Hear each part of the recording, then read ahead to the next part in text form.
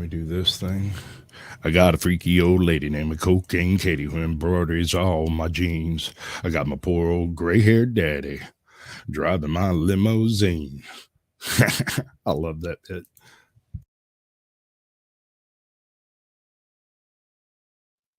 What are the humans doing?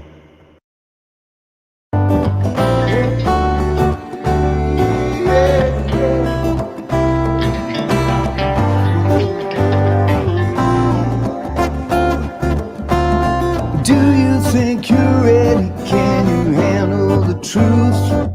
Or are you in denial and demanding more proof? They demonstrate in real time how they're spinning you lies, but no one pays attention, no one opens their eyes. They walk around like zombies with their head in the mobiles, signaling their virtues with a pick on their profile. Yeah.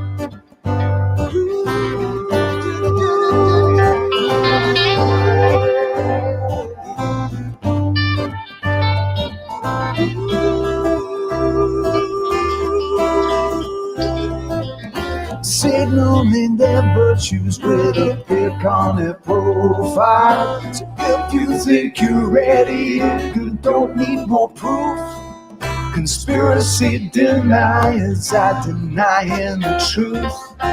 They fabricate our problems and pretend to provide the best solution, but we all know they lie. They lied about the weapons and they lied about health. They lied about the fact that they're transferring the wealth. You should really notice how they're pushing the fear. Keep everybody terrified and not thinking clear. Yeah. Everybody's not thinking clear. Keep everybody terrified. Yeah, can nothing. Keep everybody terrified and not thinking clear. When you do, you realize that this is the trick. It's getting really stupid now, they're taking the mic. Said, do you think you're ready? Can you handle the truth? Or are you in denial and demanding more proof? They demonstrate in real time how they're spelling you lies, but no one pays attention, no one opens their eyes. They walk around like zombies with their head in the mobiles, signaling their virtues with a pick on their profile. Yeah. Signaling their virtues on their profile. Hey. Good evening, ladies and gentlemen. I think I'm having some problems with my chat because I have several people in chat. Oh, wait, they're in y'all's chat. And I can now see your chat. Ajot, okay, you're actually live. Everybody's live. I'm going to go ahead and bring everybody up because this is all like a test run on some shit that's happening. What's up, folks? Are we here? We're there? Here. All right. So I got green lights on everybody up here. We good, right? We're Everybody good. live? I think. Super. That's cool. That's real neat. That'll mean when I bring guests on for Sasquatch Shields, they can stream it to their channel and we don't have to worry about none of that weirdness no more. Right? Right. Like some people just don't know how to share. So well, you have to make sure that they hit their little thing and go live because I was waiting for mine to click on when you went on and I had so right. I almost stopped the intro to be like, hey Jot, you didn't go. It's not happening. You got the green light, it's not going. But I figured we'd let it play out and see what happened. What's up, Brooklyn Audits? Good to see you, bud. I figured it out. All right, so y'all know how this goes, right? I've got some media prepared for us to discuss, and we're going to talk about it, and we'll go wherever the conversation goes after that, right? Mm-hmm. But first, oh, by the way, the intro was done by 007. You'll find him on YouTube doing digital busking just about every day. And he actually does some really good renditions of some old folk tunes and whatnot. It's real cool, like Black Sabbath and War Pigs. You know what I'm saying? Old folk songs. As if it's your business, welcome to the show, bud. Good to see you. We're gonna get to chat in just a second, but before we get up, what's up, big man? Audit, seen any good toilet mints recently? Before we get too far into that, we're gonna jump right off into this whole like inner soliloquy thing. I can't never write a script. I can't do that thing. I've tried a million times, and it always sounds crappy whenever I read it back to myself, and so I can't do that. So instead, I outsource that whole concept. Captain June in the year 2020, when this reporter first signed up for a YouTube account. It was a few months before I started producing any content, but just the same, I immediately started receiving the monthly creator newsletter. In fact, the first one arrived just a day or two after I had signed up. And what was the topic of said newsletter? Was it welcome to YouTube? Was it tips for new creators? Was it helpful links if you require assistance? No, it wasn't any of those things. It was help us celebrate Drag Appreciation Month. Some of you grinning right now.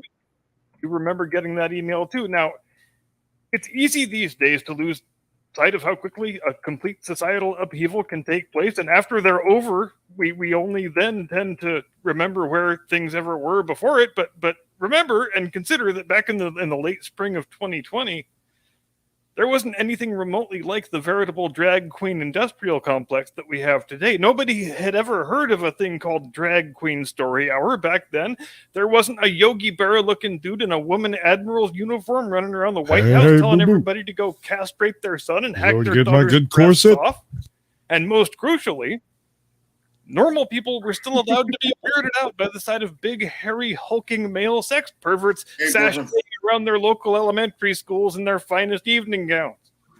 It's amazing to consider that things were so different such a short time ago, but then we lost a whole hell of a lot in 2020, both culturally and materially, and nearly all of it we gave away voluntarily through our own insistence on complying with things we damn well knew were wrong.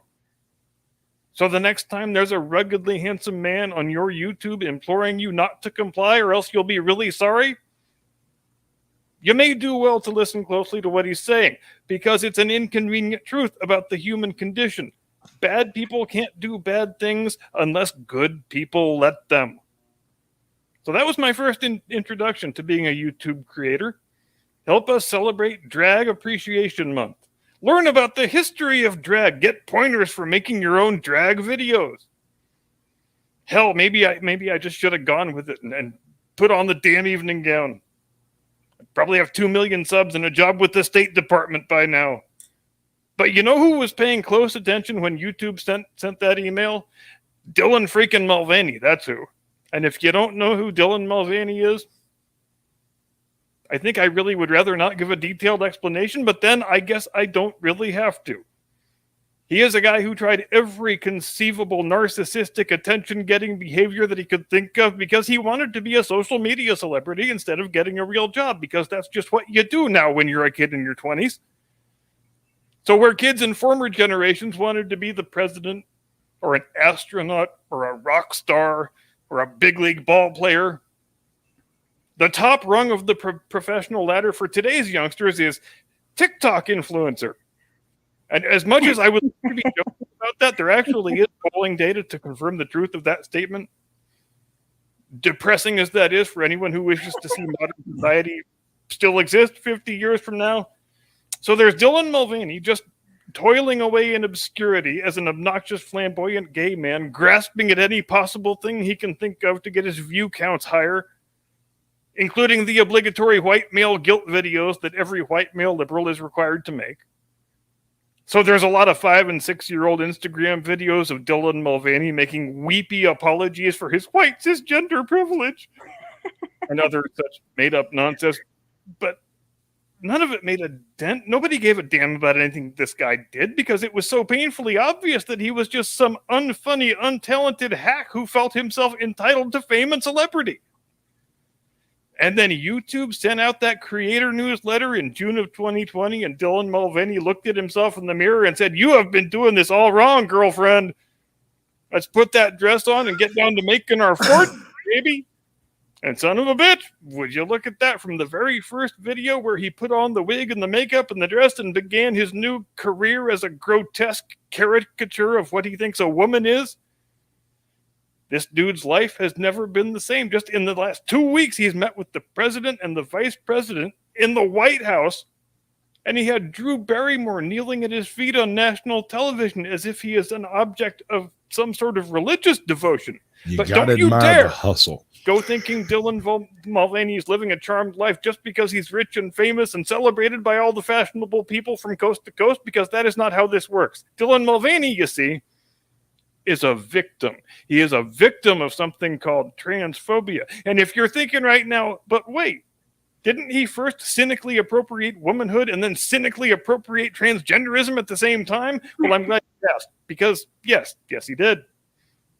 Now, nothing could be more transparent about the scam this guy is working. He wanted to be internet famous, and he was willing to do absolutely anything to make it happen. There's even a whole 6-year paper trail of video evidence showing how fake and cynical this guy's whole act is. Let me know. But you're when not you figure allowed to out mention the problem any of with that, or else you will be attacking the LGBTQEIEIO movement and community. It's like the origin of the China virus, or how many moles were at the Capitol on January 6th for the FBI, or why 5 states stopped counting on election night over a busted water main in Atlanta. We just don't talk about any of these things. But I have much that I want to say about the cult of transgenderism, so I'm just going to say it. And here's the first item I want to discuss. Is there no longer such a thing as transvestitism? Because it seems like that line has been blurred into irrelevance, but should it be? Ponder that question. Get back to me in 5 seconds. Jim Eagle, stop trying to squeeze into that Cue the egg music. and hit the damn music. I don't know. Cue the music. Yeah, there you go, Jim. I've been begging him to turn up his game for months. Finally, he hasn't done it, but I have figured out how to turn his gain up for him because I'm the man, right? He's wearing a different shirt, man. He has new wardrobe. Yeah. He had some folks make him a custom New Jersey because he said that with his newfound direction with his channel, he felt like there should be a wardrobe upgrade, and nothing changed except the color. Yeah. I love it. It's great. It just shows the right kind of anal for this type of thing. You know what I mean? I can't stand it. Y'all got to deal without names. Y'all know who these people are. You're on their channels or my channel, and you've previously seen them on the show. So y'all should know who these people are. This is ATL Audits. And what have you changed your name to most recently? ATL Transparency, right? ATL Transparency. Yeah. Is it ATL Transparency News now, downtown Atlanta, outside the courthouse, 3 constitutions? And I mean, like, it used to be serious, dude. You had a real name once. Yeah. Hey, Doc, what's your most recent channel name? ATL Transparency News. Just AJOT. Just AJOT's Quarter. Fire Phoenix, Fire Phoenix Rising. That's What my is second channel. Which one is it? AJOT. No, Fire. Okay, all right. Oh, Fire Phoenix is my second There channel. I'm sorry. Go. You're doing good. Doing good. Welcome in from Florida, Frankie. Let's get back to the top and do this whole thing that we do right here is what we do, right? If I could find it. Oh, wow. Y'all have been chatty. Oh, wait. No, I got everybody's chat in here. That's why. Snark and Sass gets the gold. Andrew Langlois gets the silver. And Workline gets the bronze. Welcome to the show, Michelle. Good to see you. Snark and Sass is still in here. That's good to know. As if it's your business, welcome. You know how this works. Jack of Omega. Jack off Jack Omega. Right. Okay. There you go. ATL showed up. It's good to see you in chat. Brooklyn Audit Gonzo journalism brought back by Brooklyn Audits. That's how that's done. We got Big Man Audits. He's open here. Over there in probably AJOTS, if I had to guess. We're talking about DeathTaters tonight, but we got to get around to getting to it. Right? We got Spooky Serpent on Fire. Cool. That's such a really cool name. Deanna Sharia Moore. 2. Fat Daddy 44 is in the house. Good to see you, bud. Vic Ferrari showed up. That's awesome. Love to see it. Really do. Let's see. Mom's wholesome videos. I'm famous. You're famous. One of us is famous. Frankie MMAs, Arizona. I don't know. But he's watching from Florida, so that makes no sense. You sure do talk a lot. But it's like the guy from Cleveland that we called Tex. The smoking auditor has joined the chat. Y'all be careful with that one, girls. He's dangerous. Yep. All right. So as the title says, I have a couple of bits of this video is sponsored. I don't care about HelloFresh, but look, y'all go check out HelloFresh because he said so, not because I said so, because I'm not sponsored by any of these crackers. I just like the work they do. And I figure if their sponsors sponsoring them, then they're doing good work because they're being sponsored. I don't know. It might be a self-eating gargantuan tail or something, kind of like a wagging the dog situation. Mm-hmm. Anyway, so Paleofood. I'm sure a lot of y'all are probably thinking that I'm talking about some paleo diet that goes along with the whole HelloFresh commercial I got going on over here. You can just skip that entirely. I never know what you're talking about. So. Oh, that's good. That makes it fresh. But that's part of the reason why I have these videos, is to kind of clarify what I mean when I say something. Like, most people don't know what I mean when I say, when you start talking about lithic culture and the Schulian tradition versus the Moostrian tradition, you're going to have to get into the distinction between fluted and biface points, right? Nobody gets that shit. There's like 3 guys in South Georgia who just went, yep, I understand. I get you. You're right. It's a very delicate point, and they're not here tonight. Mm-hmm. But this isn't the paleo diet. I might have clickbaited ATL in here with that one. He's talking about grilling, right? It wouldn't be hard to get me to grill, dude. I'm totally down for smoking some meat, but we'll take that backstage later and I'll show you exactly how to smoke some meat. Anyway. Anybody? Nobody? No? Come on, I said it. I'm here. All right, good. All right, we'll just let it roll then. This isn't about the paleo diet. This is about the actual foods eaten by the early people, the Stone Age people of Europe, which we have more information on than we have for just about any other population, short of possibly the Western Levant.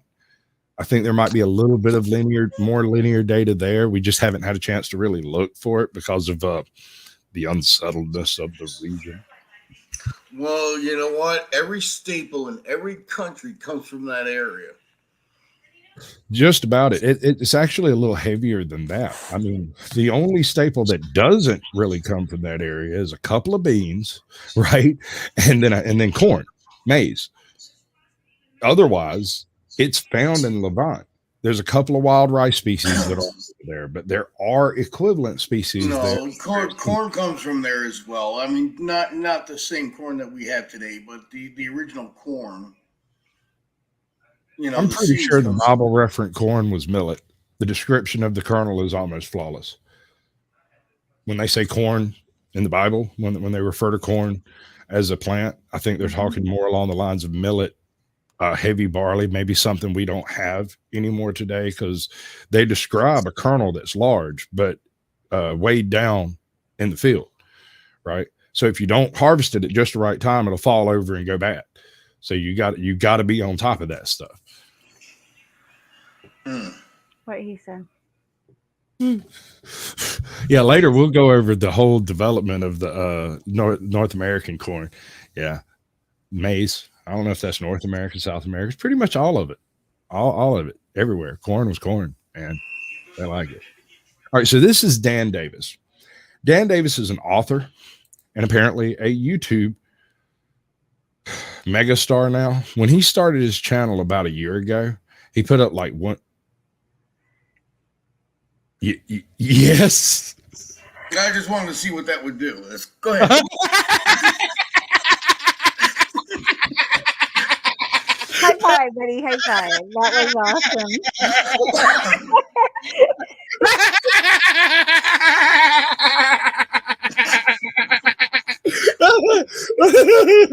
Oh my God.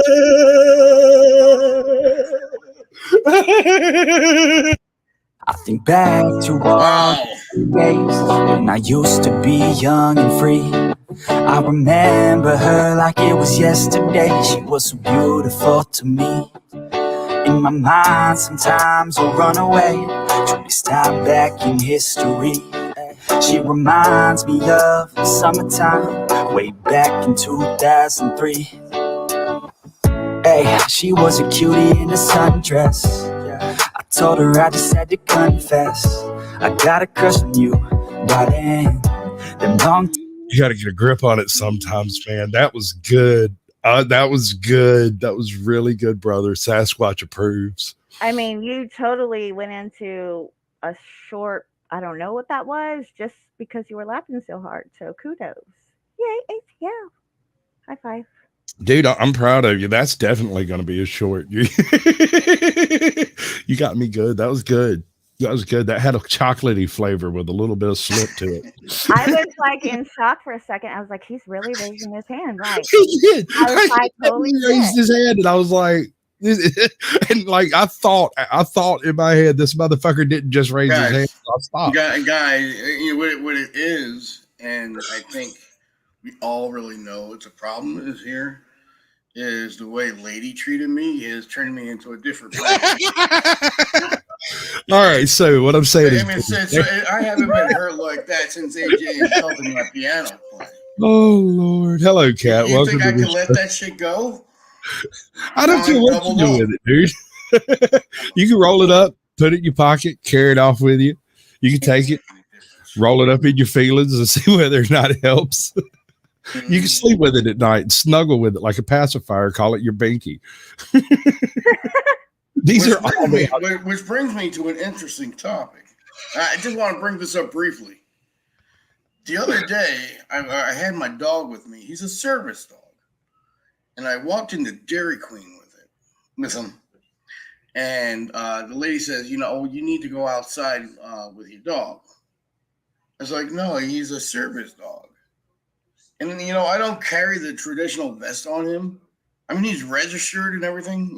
There's no doubt. He's literally a service dog.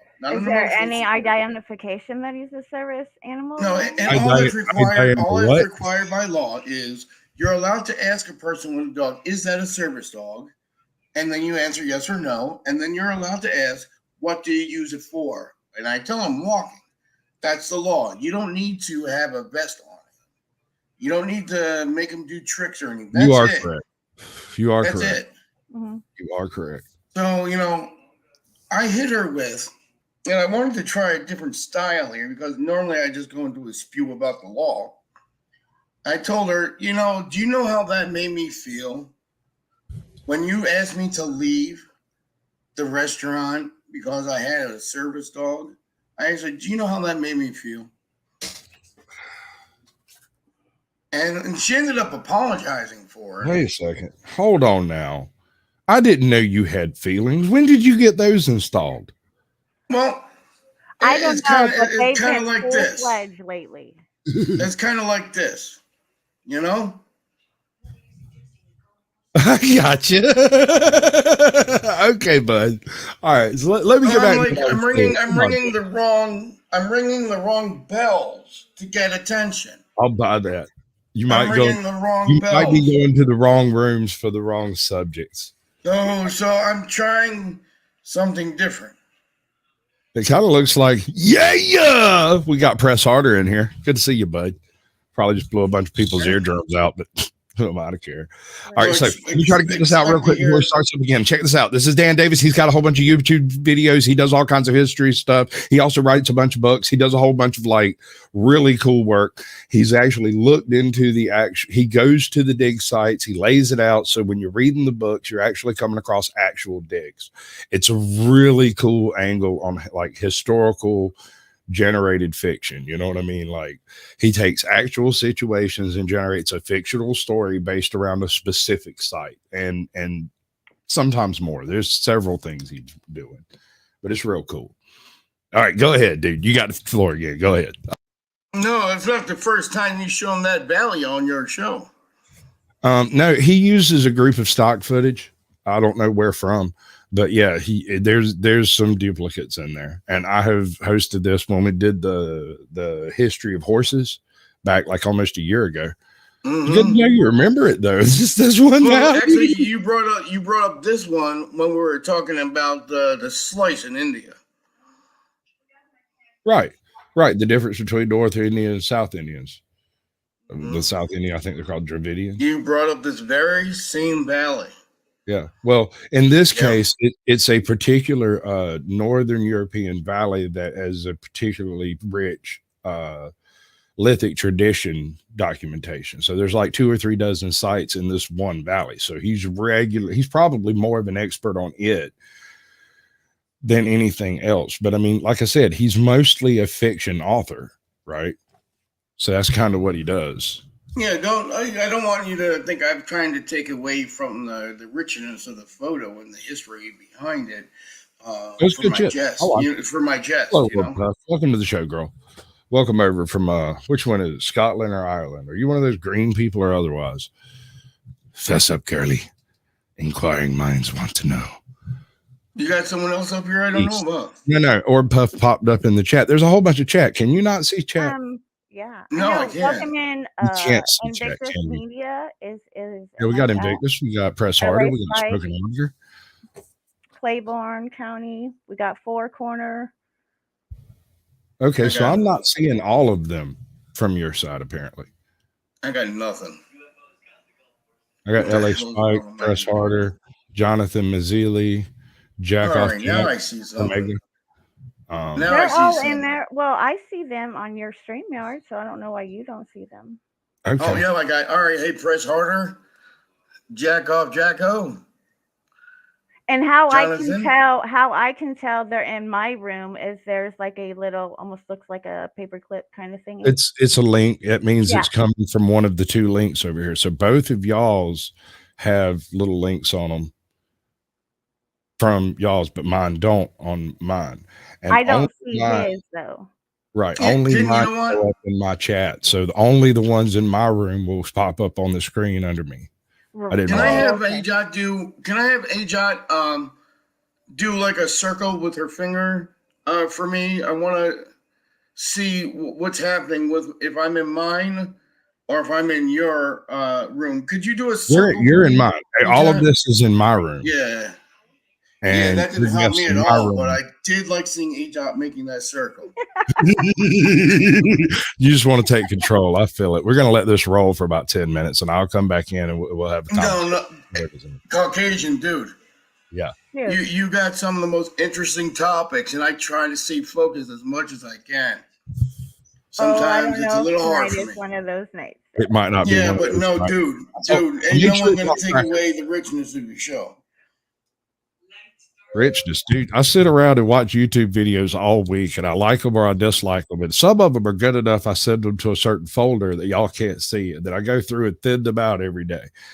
Every day, I'm not used to seeing him in that surrounding. Usually, it's in the Echo room, and he's got he's usually in front of the front door at the dining room, I believe. Yeah. I'm pretty sure I might have helped build some of those houses over there. Because when I saw your front door, I went, geez, that looks just like the place up there outside of Atlanta. You're in mine, Vic. I live in the same neighborhood as a couple of movies. Now, I can do this. A couple of movies? Right? Yeah. So I can see all of y'all's chats over here on StreamYards, but it's only going to show up on my screen, on my OBS, if I would have to open up 3 different pop-out chats and link 3 different windows to it. Yep. Can't you just can't you show the chat of StreamYard? I could use StreamYard, but it would be the bigger screen and would make this little tiny area that I've already got smaller. See what I'm saying? It'd make all of us small windows on the side for the chat to be up. I know you can figure out. Melvin, California. Melvinka.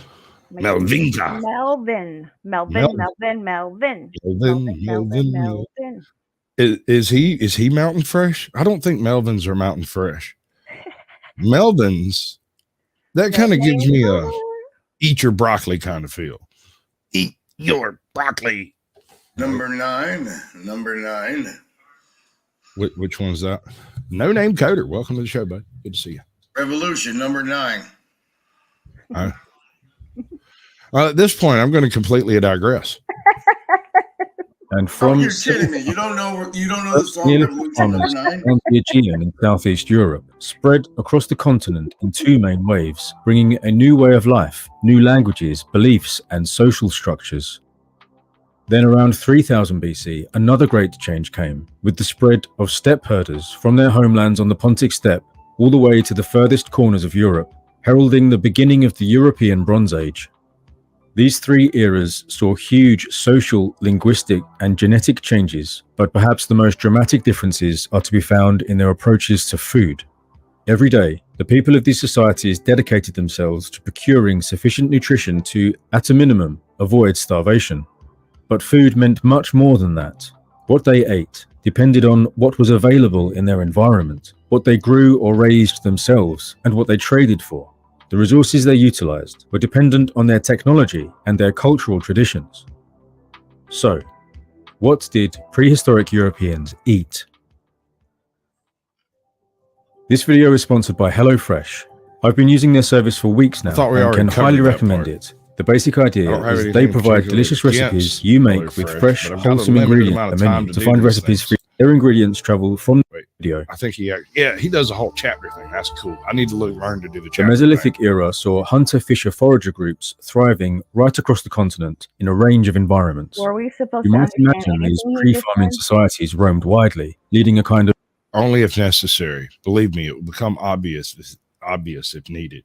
Yeah, no, it's just an ad, but they're sponsored, and I don't have an issue with that. But like I said, I only have a limited amount of time to do these shows, and I kind of got it pulled kind of tight tonight. I'm not gonna lie. I like it tight. That's my preferred method.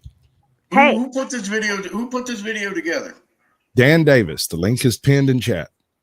Okay. It's also in the description of the video and attached in various other places. Does Hey, ever make it? ATL. Yeah. What does a male seal and Tupperware have in common? Male seal.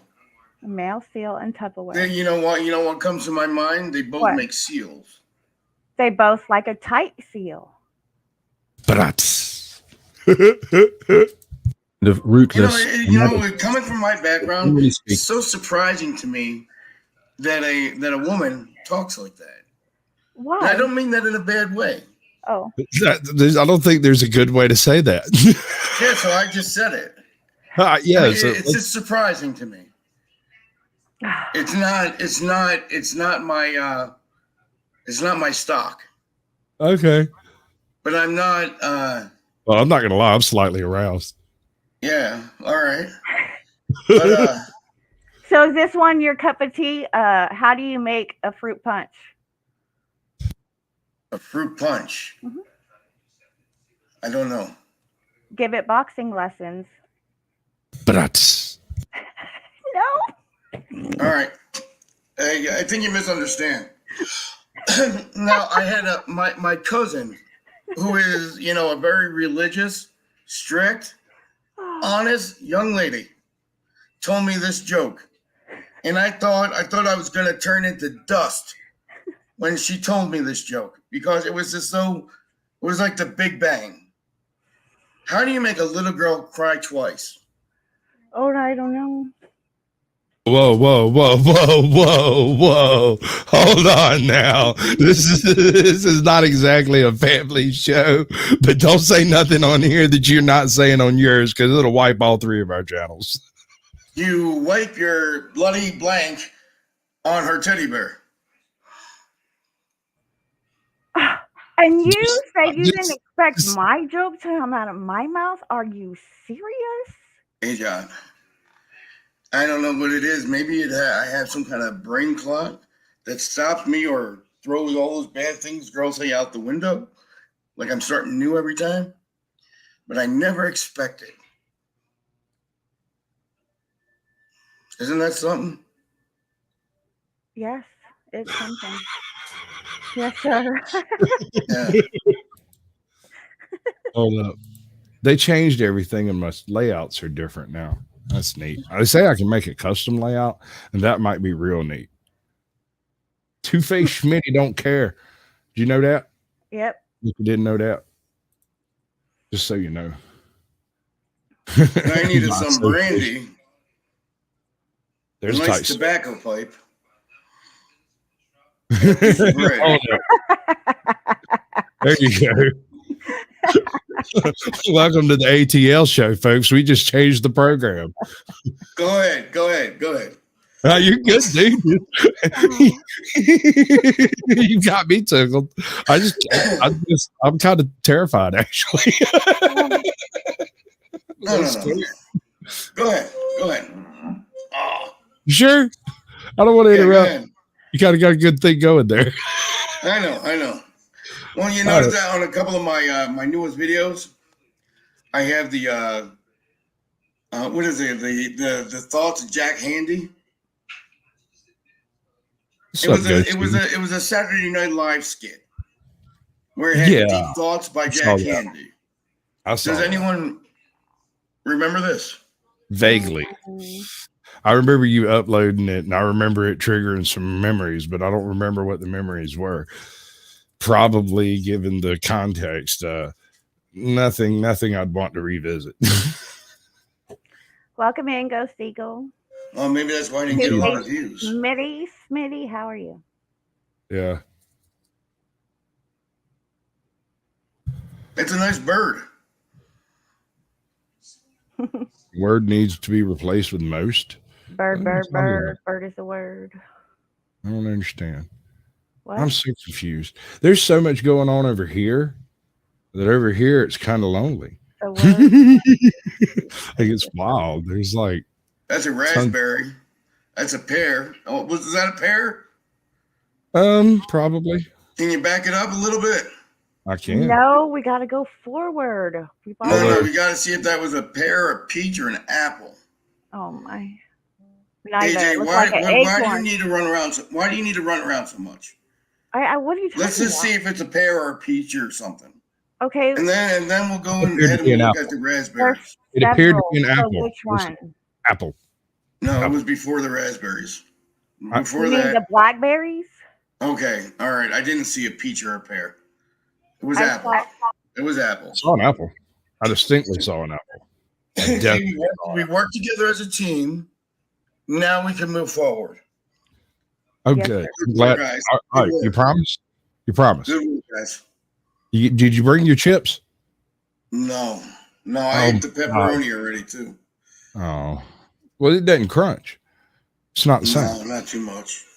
I'm staying away from crunchy things. There's my stomach. There's the blackberries.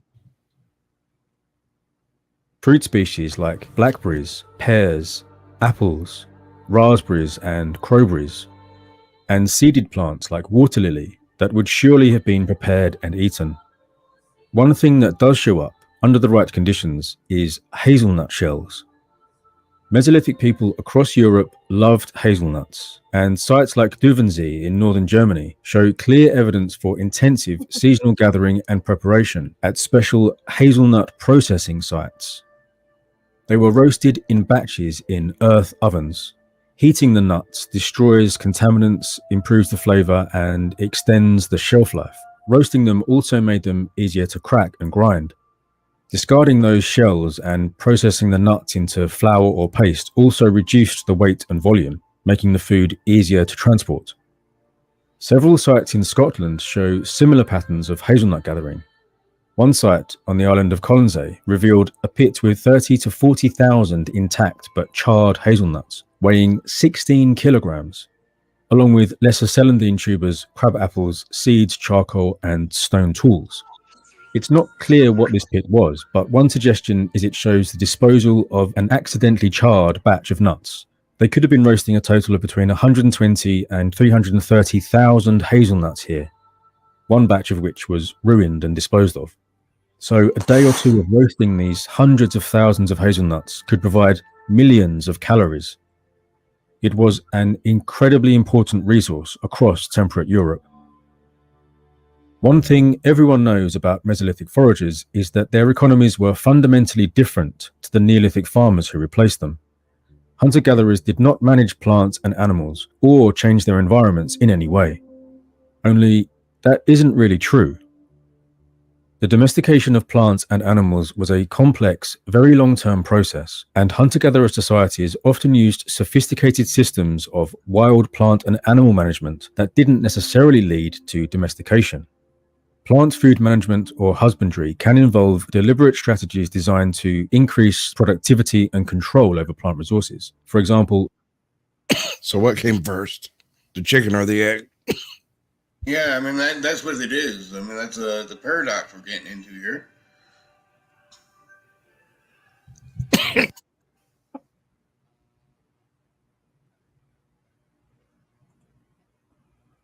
That last bit of coffee went down the wrong pipe, bud.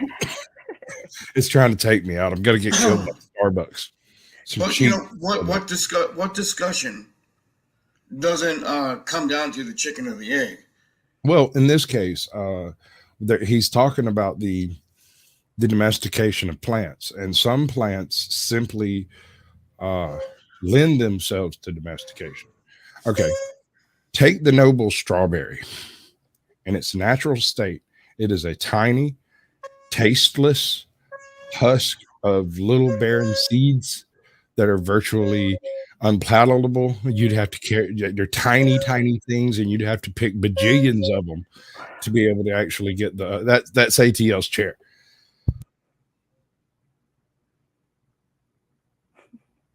Yeah, I'm here. Is your cough getting better?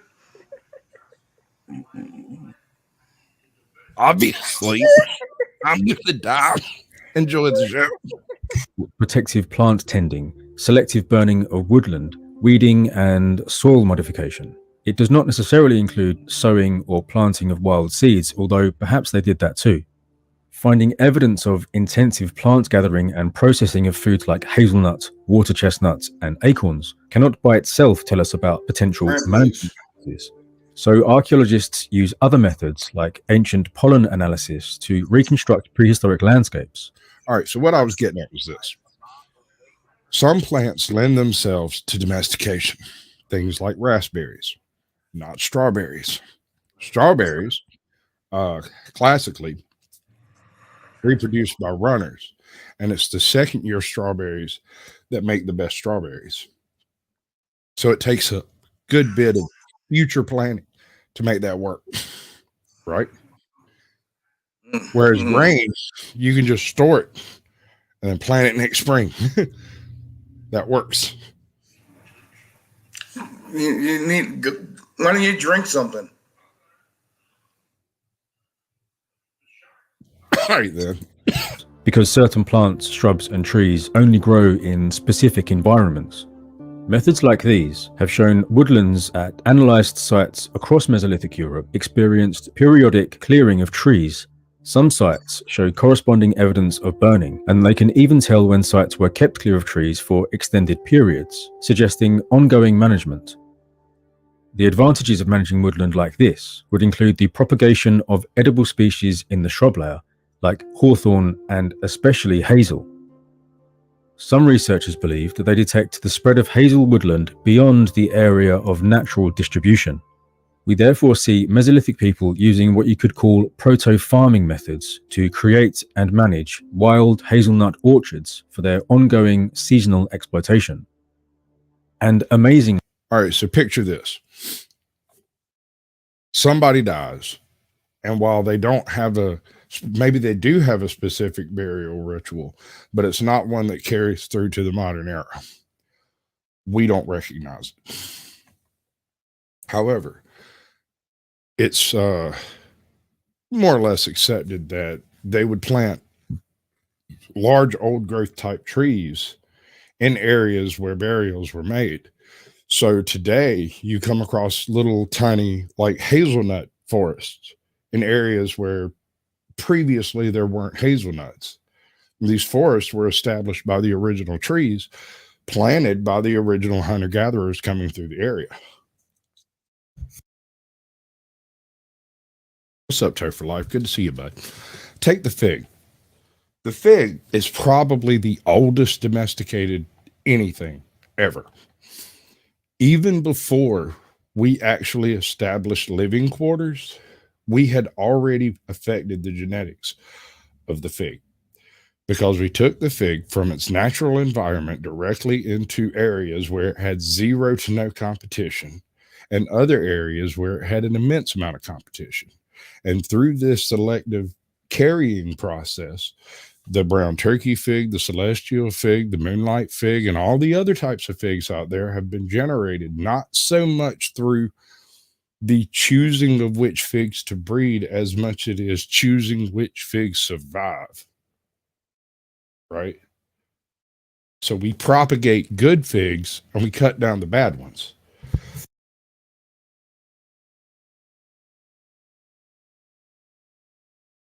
You're muted, bud. I'm sure you're trying to communicate, but I just don't understand.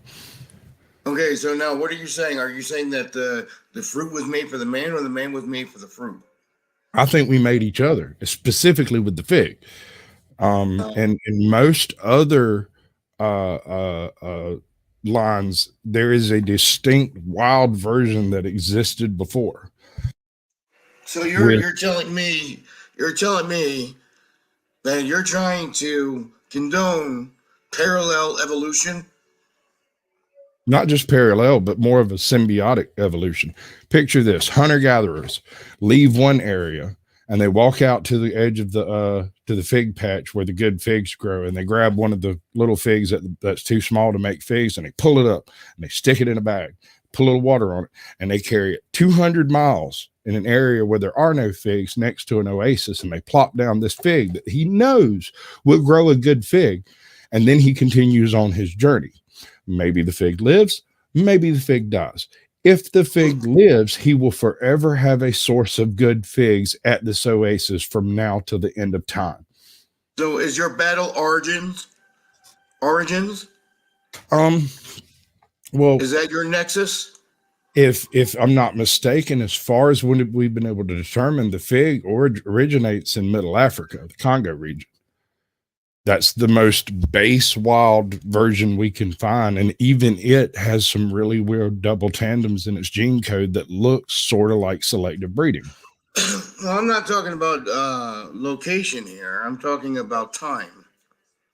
Well, yeah, see, that's where it comes down to being really weird. Previous to humanity, there were other creatures that ate figs.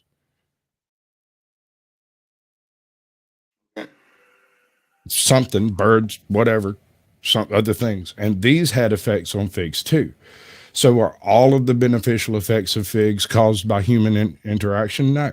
But massive amounts of it were, not so much from the selective breeding of it, but from the fact that we cared for the ones that were nutritious and good and tasty, and we did not care for the ones that were not. And so when we came across a stand of figs that weren't as good as these other figs over here, we would burn those and plant these. And we've been doing that for 500,000 years, maybe. I don't know, because you know what? I've eaten things that tasted absolutely horrible. That's not my fault. I can't control what you do when I'm not around. But you're trying to say you have grasp on evolution here. And I'm not just talking biological. I'm talking about the evolution of existence. You saying you have a grasp? You can't eat grass. Where's this going? You're saying you have a grasp? A grasp? No, I'm stating that the paleontological record, the actual fossil record we have of figs, the physical fossils we can dig up, the most basal fig we can find comes from the Congo region in Africa, is basal from about 2 million years ago. Did you see that fossil? Let me finish the sentence. Okay, go ahead. I'm sorry. I'm going to mute myself. Go ahead. Davis, Melissa, hello. Yeah, welcome. Army Vet 420, Smoking Auditor, Jack of Jack Omega, Jack off Jack, right? Jack off Jack. Oh, Walter Davis, good to see you, bud. All right, so what I'm saying is I don't think it's a coincidence that the explosion of the fig speciation event coincided with the range of humanity in the same time period. I think these two things are very closely related, and you can track it through the development of the different types of figs that exist. The farther away from Africa you get physically up until the modern era, the more derived the fig species were. You would have the brown turkey fig in the Levant. You would turn around and have the honey crisp fig in the Western China, and then you'd have the that weird blue dark one in Eastern China, and then you've got the Japanese figs, and these are all further and further derived away from the original wild species, which we don't actually have. Mm-hmm. And I don't think that's Caucasian. What is your fixation with figs right now? Dude, figs are one of the most interesting food sources ever derived by the hand of man. And they're delicious as hell, too. Yes. It's because we took an active interest in eating figs that they are delicious. I've never had how many old Italians out there don't have a fig tree in their side yard? Exactly. Dude, I have one of the greatest fig trees I've ever come across. Back in the mid-90s, I came across a group of refugees coming from Florida, and they had a whole bunch of fig trees in little cups, and they had a flat tire. They didn't speak probably 10 words of English, and my mom stopped, and I got out, changed their tire, and they talked in whatever Cantonese or Vietnamese or whatever language it was they were talking in, and I didn't understand any of that crap. But they insisted that we take this fig tree, a little bitty tiny thing. It was in a little solo cup, right? She kept telling me it was very special. So we took it home and we planted it, where we had previously had a fig tree. And for 15 years, this thing was a freaking stick. Did nothing. So we moved it to another location where it produced a single fig that was the most delicious thing I'd ever put my lips around, dude. This thing is amazing. So then I built a mini greenhouse to put this thing in, and now it has eaten half of my father's shed. This thing is gargantuan. When it got big enough to survive a good ice frost, it was no longer locked in. Yeah, see, that's the thing there. A fig, it's the bad thing about it. You have to take them in every winter. Oh, not well. This one is. Are you far enough south to leave them out? This one barely. A brown turkey fig does fine around here, but what this turned out being a celestial fig, sometimes called a honey crisp, I think, fig. These are typically grown a little further south, but I was able to get it big enough that it can survive a pretty stout freeze. That's pretty good. Yeah, you don't get bad winters where you are.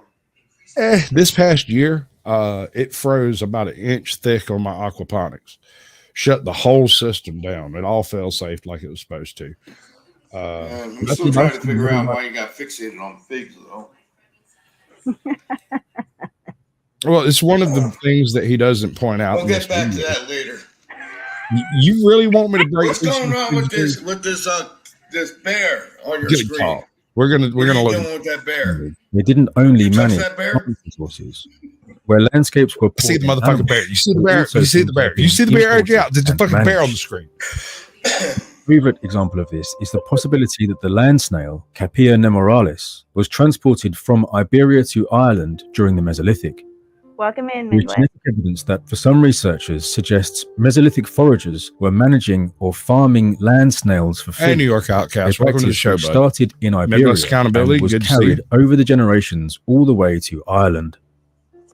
But Mesolithic people did not only introduce small animals to new environments. After the last glacial maximum, the retreat of glaciers, and the rise of sea levels, many islands from the Atlantic to the Mediterranean were left without certain animal species. Using archaeological and genetic evidence, researchers can tell when various that's species. tales told in the dark. Hey, check. I sent you an email. Just send me a script, yo. I'll read it. It might help if I had the feel of it to know what to do with it, because there's a few different. Where does the olive? Where does the olive feed in here? What the hell did he say? An olive. An olive. Okay, no, that's actually a very good point. Olive, olives is another one of those that are they're selectively groomed, right? You prune olives back, and when you come across an olive that doesn't make proper olives, you cut it out and burn it, and you propagate good olives and only good olives. Same thing with the fig, but the figs are productive over a few years, whereas it can take an olive tree 20 years to develop a good crop of olives. Bingo. That's why you're there. Very long form. That's so important to know. Right. Out of the whole conversation that we're gonna have, that right there is such an important piece of information. Thanks. I'm glad it meets your approval. All right. So, yeah. Were then intentionally introduced. I'm talking about the olive tree. All right. I'm going to explain myself. In many places, like Ireland, where they were. To talk over this. Go ahead. I dig it. The olive tree is a very important point in human history as well. What was brought back to the ark? You're correct. Exactly correct. That's not a small. Why was that important? That was an olive. Well, whenever they covered themselves in the Garden of Eden, they used a fig leaf. So listen, it takes so long for the olive tree to grow its fruit and everything else. He just got an olive branch that was fruited. He knew that there was land that was cultivatable. Right. And the reason for long periods is olives can survive long periods flooded. Specifically, these that goes into a different topic, though, doesn't it? Kind of, but not really, because think about it. People are cultured to come through river valleys, to use rivers as highways. It's not a barrier; it's a way further inland. It's a source of food and a source of motivation. You can actually move up and down a river easier than you can across open land. Is an olive tree an olive tree aquatic? Does it live underwater? No, actually, most of them that are cultivated today live in arid regions, but those regions weren't always arid. So how do you get 40 days and 40 nights and you get an olive branch? Because it didn't kill them from drowning them. They can survive periods underwater as long as their roots remain solid in the ground, and it's not seawater for the most part. And if you're talking about a global flood, we're going to talk about dropping the salinity of that seawater quite a bit there, bud, because Everest is quite a ways up yonder. Jody Who. Jody Who. I like that. That's fun to say. Welcome in, Farland. That's worth a discussion right there. Freaking That's all I got to say about that. All right. Amazingly, it seems that brown bears were also introduced by people to Ireland. We are forced to imagine how this was done. Presumably, juvenile animals were taken, after their mothers were killed, by canoe to these islands and were then released to breed and found populations that could be hunted and eaten. Wild boar were also introduced to multiple islands in the Aegean during the Mesolithic. The Aegean is also the location where the first farmers of Europe began their long process of spreading throughout the continent, bringing with them a host of domesticated plants and animals, and changing the landscape of Europe forever. So what did the Neolithic farmers eat?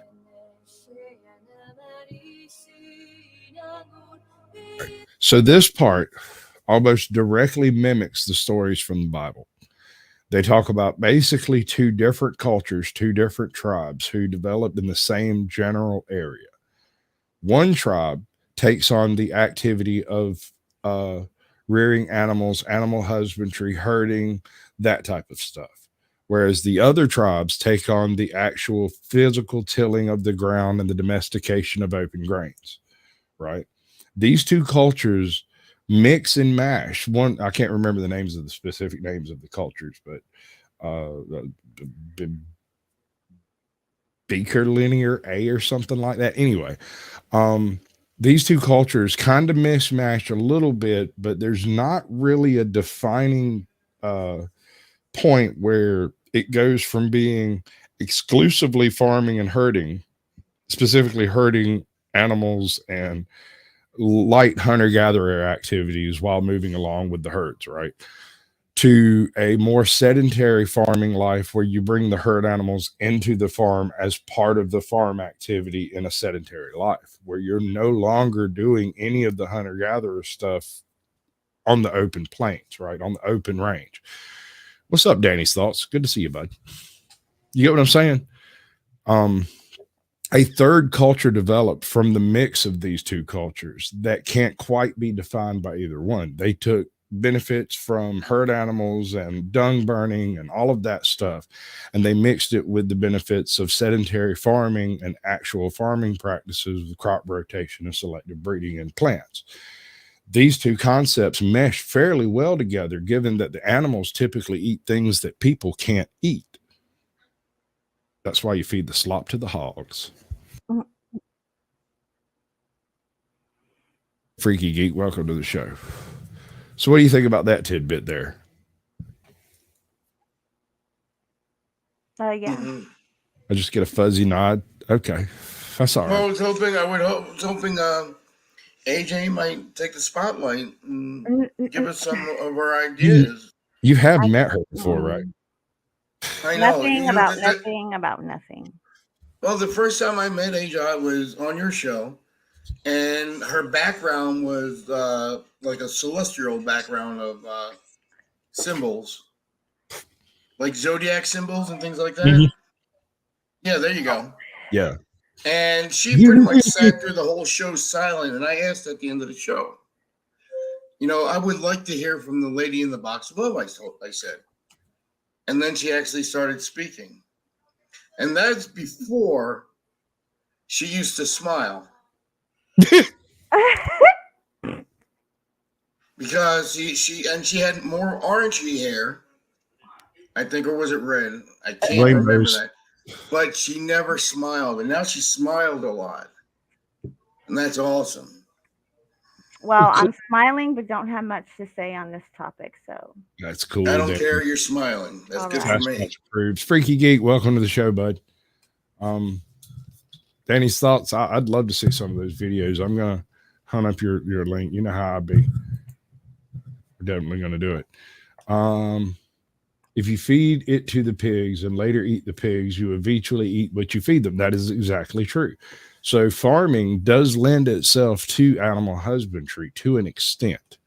It depends on what you're farming. Like people who are farming things like corn, like actual maize, these people have a lot of extra plant matter that's just sitting around doing absolutely nothing. You run it through a cow and you get free fertilizer and free cow. Bonus. Run it through a pig, you get free fertilizer and free pig. Mm-hmm. Run it through a horse, you get free work done. And if you're really hard up, you could eat some horse. Well, New York Outcast said he has another take on that. Okay. The horse, you got to wait. You can't really use that. Well, I mean, some people just don't do the swine, man. I mean, I can respect that type of stuff. If you don't do swine, that's with you. Does that count a peccary though? I mean, I don't know if that's actually a pig. The old Italians used to eat the horse meat raw with the blood sauce, the tartare. That is true, Walter. That is absolutely true. Pigs. I remember as a kid being around the old Italians. Let me tell you a little story about something that happened to old Sasquatch. Sitting around one afternoon when a random couple of pot-bellied pigs wandered up in my yard, and I thought, man, I like bacon. So I went and got me a bucket of food and rattled it, and the mama pig comes running over, and I'm like, shoot, she's been domesticated. Wow. So I went and set up the old pig pen. Walked out there, threw the food on the ground. Pigs walked in. I shut the door, turned on the water. We used to breed pigs. We've got all the shit to do it with. We just didn't have any pigs at the time. So turn them loose and let them in, right? Fast forward 6 months. It's 114 degrees. I wake up at like freaking 3 o'clock in the afternoon because I was working night shift. So like I come in at 8 a.m., take a nap, and wake up at 3. Nobody's watered the pigs. Nobody's fed the pigs. I got to go out and do that stuff. And so I'll wake up straight out of bed, walk out the door, get down there and hit the ground like a sack of salt. Heat stroke. Don't even remember getting to the bottom of the hill. My next conscious memory is wondering why my nuts were wet because I had peed myself, and why I'd been struck by lightning because obviously something had happened. My pops is sitting there going, son, are you all right? My wife, my current wife's sitting there going, you need to go to the hospital. Your ass was dead when I found you.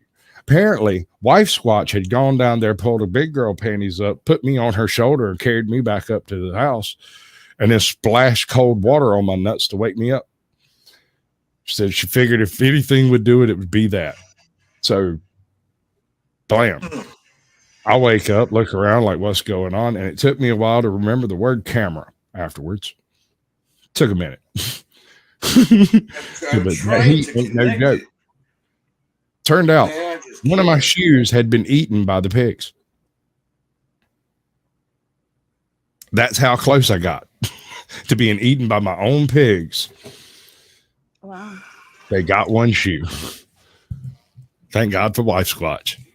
Right? Mm-hmm. Pigs are another really good argument for the distinction between grass farmers versus animal farmers, because pigs are one of those things that has been molded by our activity through selective carrying. We carried very limited number of pigs. We would take piglets from one area to another, but we only took the best ones. And so the farther west you get, the farther east you get, the bigger and more dynamic the pig types become. So Africa has basic warthogs and feral pigs and the types of stuff you're used to seeing, Russian boars, that European boars, that kind of stuff, right? Whereas Eastern Asia has Vietnamese pot-bellied pigs, those great big smoker lunkers. I don't even know what they're called. They're ginormous. You know the ones that got the big floppy ears. You know the ones I'm talking about. You don't even see them walking around. They're always under a big-ass pile of piglets. You know what I'm talking about. Don't play with me. Fig pigs, right? That sounds good, man. We raise up the fig old figs. Hey, you know the Iberian, what is it?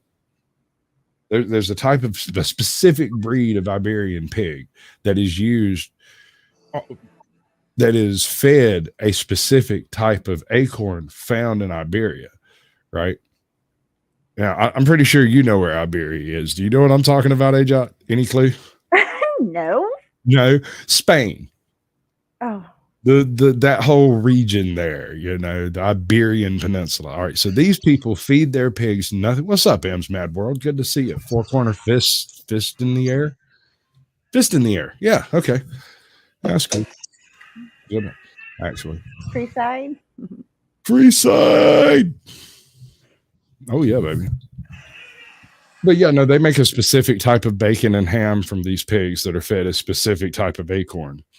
White acorns with a low tannin content. These people have been cultivating the trees in this area for 4,000 years. The trees to feed the pigs because it's so good. Thank you, Varlap. That's lovely. There were between 200 and 450 wild edible plant species in European temperate and Mediterranean regions, including green leafy plants, seaweed, roots and rhizomes, nuts, grass seeds, and fruits. Many of these plants were concentrated in wetland habitats, lake shores, and along the coasts. I think we already saw the raspberries. The forager groups who lived there. Stock footage, bud. The Neolithic in Europe is characterized by the introduction of plant cultivation and animal husbandry as the foundational economic activities. It also represents a marked narrowing of the breadth of the diet to a focus on a handful of domesticated cereals and pulses and a few domesticated animals like sheep, goat, cattle, and pigs. The effect this had on the populations living like this meant the people individually tended to be less healthy than the hunter foragers. They were shorter and suffered more diseases. What happened down by you? But this lifestyle meant the production of greater food. When? What are you talking about? Who? What happened down by you? Where? I just found a lot of dead people. What? Just found them? Just laying around. And you're close to Uvalde, right? It sounds Yes. like Texas. I'm like 80 miles from Uvalde. Okay, so there was a couple of train cars filled with immigrants. Oh, there was a train cart filled with 12 immigrants. Yes, two of them were dead on site, and then I don't know. I know 5 of them went to local hospitals. Hospitals. There were 4 of those, I think, were like serious or critical condition. So 2 died, 4 were in serious critical condition, and then the rest, they were all didn't have stats on them, but everybody went to the hospital. Did you is that out of your expertise to go video something like that? Or why would you go to somewhere that killed a whole bunch of people? No, it's just, I mean, it's over an hour drive. I mean, something like okay. that. Yeah. And then they ended up shutting the highway down for like 2 hours so the medical helicopters could land. So that would have been really interesting to. Had it been closer, I would have. Yeah. Mm-hmm. You know, those old tank pads really come in handy sometimes. I mean, I don't care if you're, you know, what your thoughts are or feelings about immigrants, but they're still people. That's fucked up. I mean, I'm not an expert at all, but that's fucked up. What's fucked up? Locking folks up in a goddamn train car, letting them die. I don't know that somebody locked them up. I mean, they probably, you know, got up in there and, you know, some people don't realize that once you shut that door, you know what I mean? It's locked. Right. That's what I'm saying. Somebody closed the door, which locked them up. But I mean, if they're and open it from the inside. What is it called? You know, train hop. I don't know. Anyway, if they're illegally getting on the train anyway, you know what I'm saying? Like, what does it matter? I'm not sure. What I'm saying is, maybe, you know, a couple of things could have happened. You know, they could have got on the train and then, you know, didn't shut the door all the way, and then maybe something happened and the door got shut all the way. I mean, it doesn't necessarily mean that someone put them in there and shut the door, is all I'm saying. It's whose name? I don't know. You say my name? You don't know? Yeet, yeet, yeet, yeet, yeet. I don't know how that goes. Say my name. Say my name. Say my name. No, I would hope that it was an innocent accident. Actually, Ajot, that actually segues pretty well into my second part of the show. What you were talking about them getting trapped in there. Mm-hmm. There's a completely different way somebody can get trapped in a train car that doesn't have anything to do with doors being shut. If you store things inappropriately, you can cause real problems with breathing the gases that they off-gas, specifically potatoes. Did you know that potatoes are lethal? Oh yeah, when they rot. Yeah. Potatoes are lethal. Potatoes. The humble potato carries one of the most deadly types of chemicals in its green leafy parts. But if you take a potato that has been harvested properly and then you improperly store it in a non-ventilated area, it starts growing those little green tendrils on it. You know, everybody's had that happen. You left the potato down there a little too long. Green stuff started growing out of it, but they also start to decompose. And there is a chemical inside that is found, exactly, Cat gets it, in the deadly nightshade along with a few other vegetables, tomatoes, potatoes, eggplants, and a couple of others are all derived from the nightshade family. And all of these contain a certain amount of alkaloids that are deadly to the human condition. But we eat them. We have selectively bred the fruits to be non-lethal. Yeah, I mean, you feed a tomato to a horse, you'll kill it. Could. Like a pea.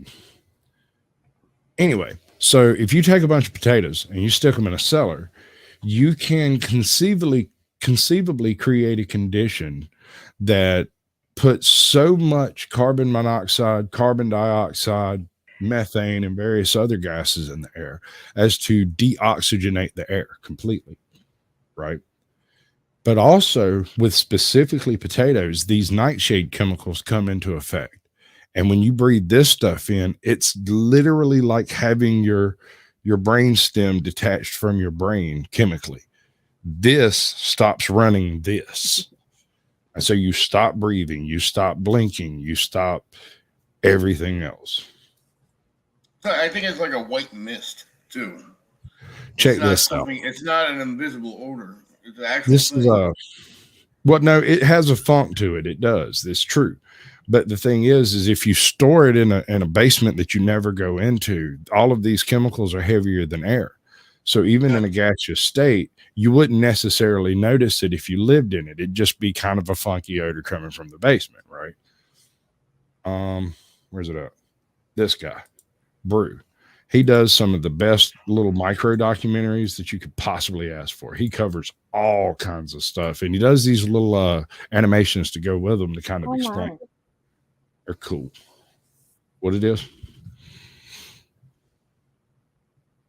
Yes, no, maybe. What? What'd you say? Who? Where? Are you going to play it? Yeah, I am. Okay. I'm playing with other buttons. You know, M's making fun of me. Down toward the horizon, past the rows of trees, As the is her right, Chelasheva y'all family co-guests. prepares to make dinner. It seems that tonight is the same as any other night, but it's the last night that 8-year-old Maria Chelasheva can expect to see her family alive again. Maria Chelasheva watches her father descend into their home's root cellar to grab some potatoes for dinner. He does not return, and Maria's mother descends after him to discover what's taking so long. Neither parent re-emerged from the depths of the house, so Maria's brother went in after them. He did not return, so finally, Maria's grandmother trekked down into the darkness. In the end, Maria was forced to sink down into the gloom to find her entire family dead at the bottom. What could have taken their lives, one by one, down at the bottom of that root cellar? What terrible, eldritch power was waiting for them in the shadows? So they didn't eat it? It was the gases that killed them? Exactly. Wow. Exactly. So you store potatoes inappropriately when you get down into the gas. One breath of the strictla, there's a particular chemical. You can bring And ATL back down. Is he backstage? Oh, he left? He left entirely, babe. Oh, I thought you put him back. I wouldn't do that. No, man. It ain't even like that. I hope he doesn't think I kicked him out. That wasn't the case. He's going to show up in your chat. Watch this. And apparently I'm still streaming to his stream. That's cool. We call that. I told him to wait. Is that what happened? Oh, yeah, no. He goes, and I was like, wait till the end of the video, but whatever. Come on. You can't be that. Okay, no. I once called a man a sensitive boy and got chewed out for 45 minutes for it. I don't plan on having that problem with ATL. All right, ATL. Why did the cookie go to the doctor, ATL? Why did the cookie go to the doctor? Just they make this hold up. It felt crummy.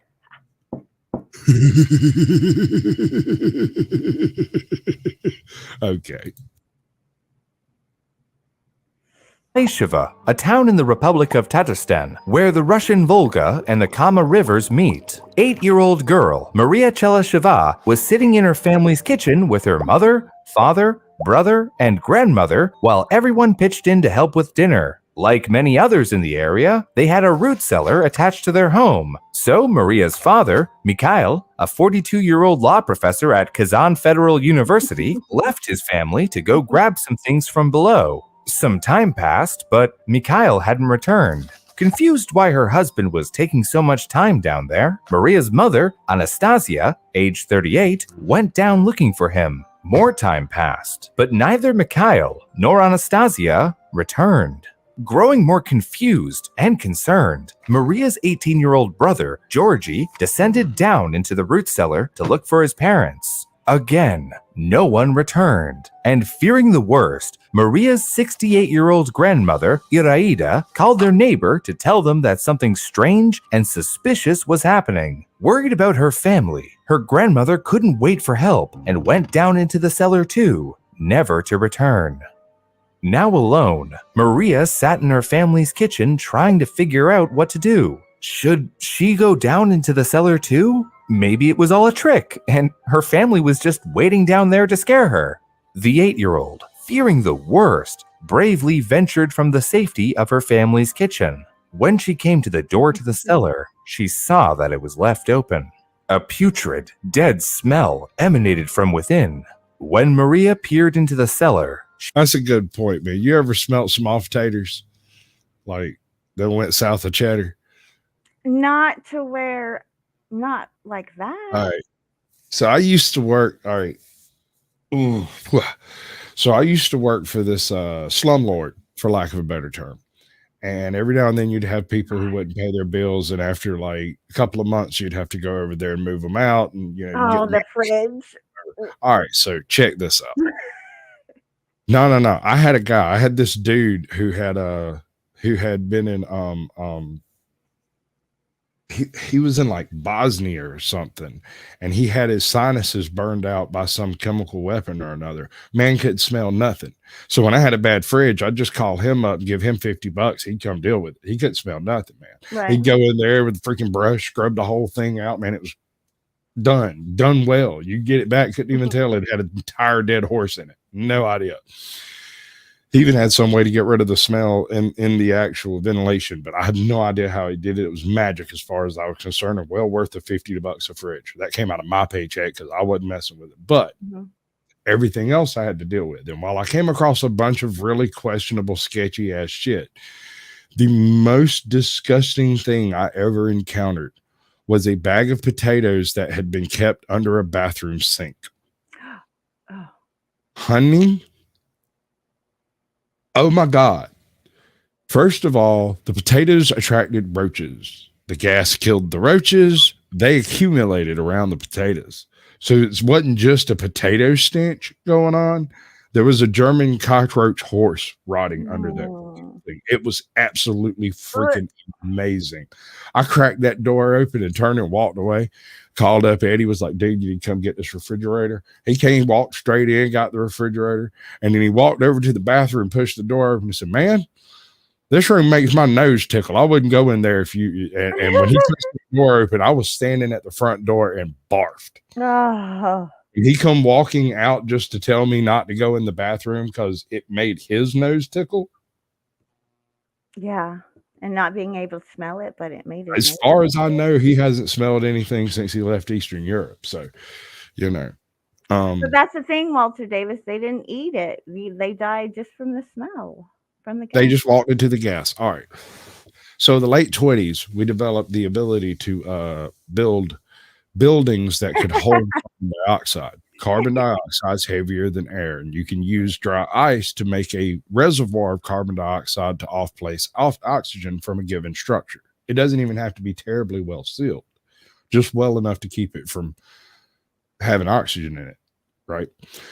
So back in the mid-20s, with the development of dry ice, people started storing apples in carbon bins. Now, this was pioneered by a guy, I think he was in New York, and he had the best apples in the country. People would come from miles around to come get his hand-picked apples to make their apple pies for all the competitions and stuff, right?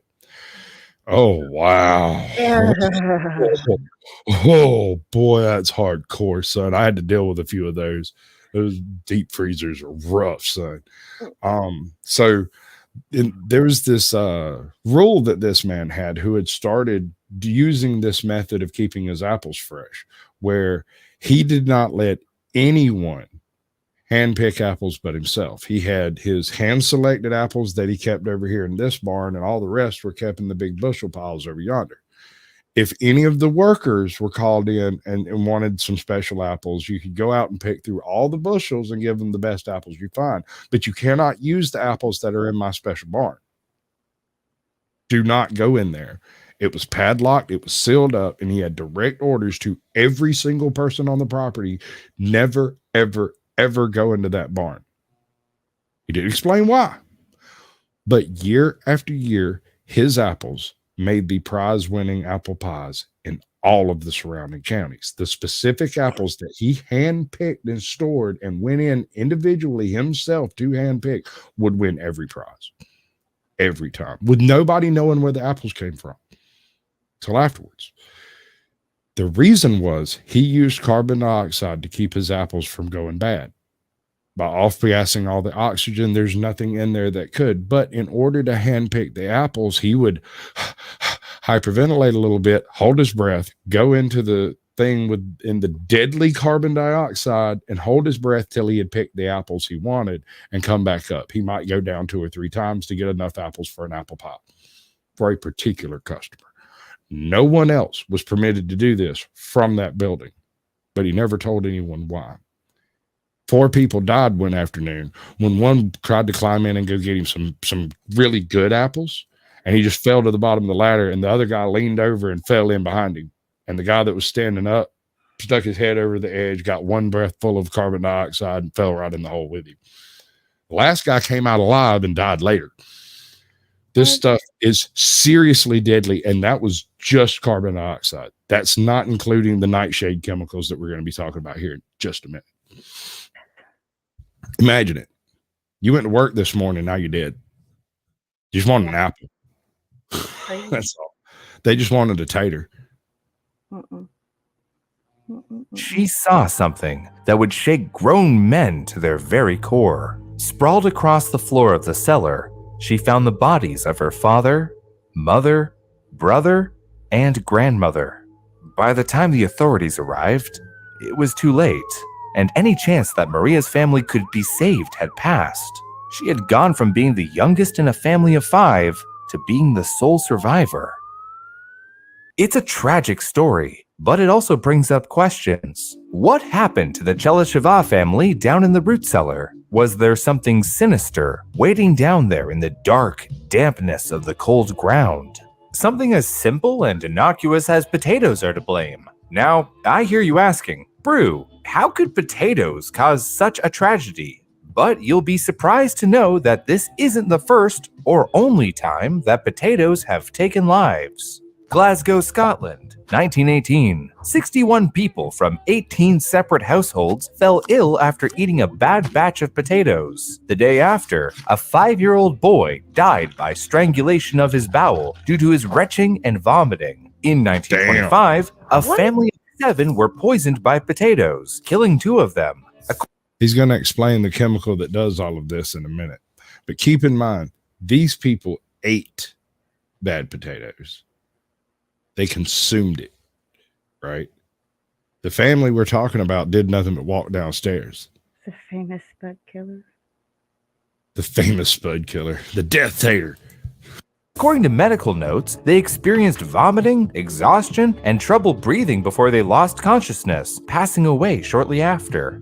In North Korea, 1952, facing starvation due to rampant famine, whole villages of people had no choice but to eat rotting potatoes. According to the British Medical Journal, 382 people were affected in one area alone. 52 people ended up hospitalized, and some of the most intense cases saw individuals dying of heart failure within 24 hours of eating a rotting potato.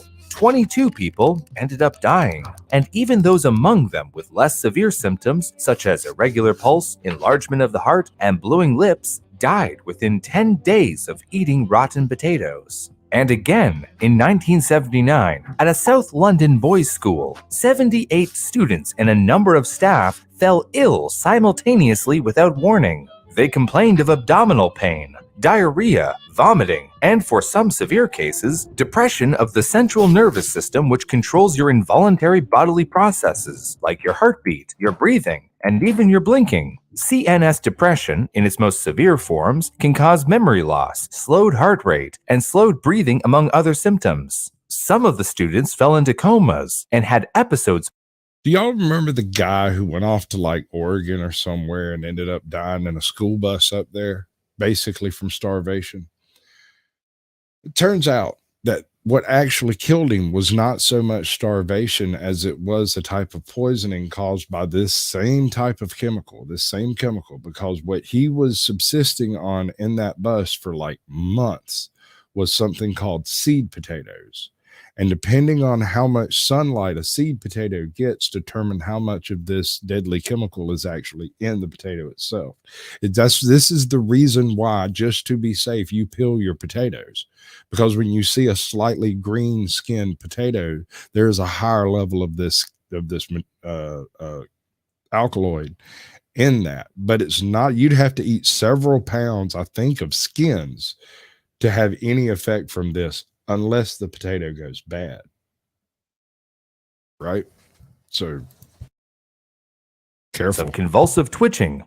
Fortunately, 5 days after the outbreak, all of the students recovered, although some of them hallucinated for days after recovery. After the students recovered, investigators traced the source of the illness to a bag of old potatoes left over from the previous summer. Either by ignorance or apathy, they were mistakenly inserted into the school's automatic peeling machine and then served to the staff and students. Now, there is a big difference between these cases and the story of the Chelisheva family. Specifically, none of Maria's family actually ate any potatoes. So, what actually happened down in that cellar?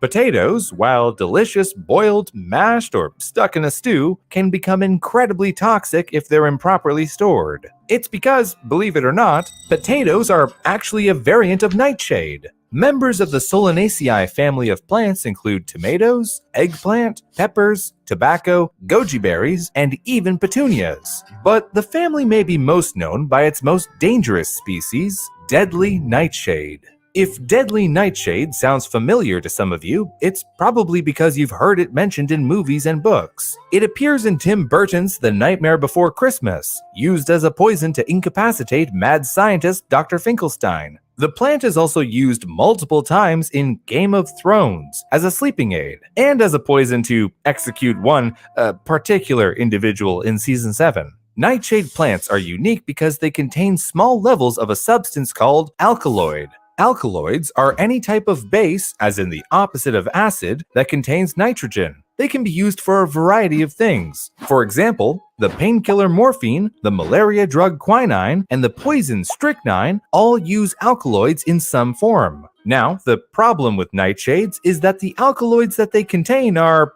well, Hold up. All right, so I got this theory about strychnine and Alexander the Great's death. I don't believe he was murdered.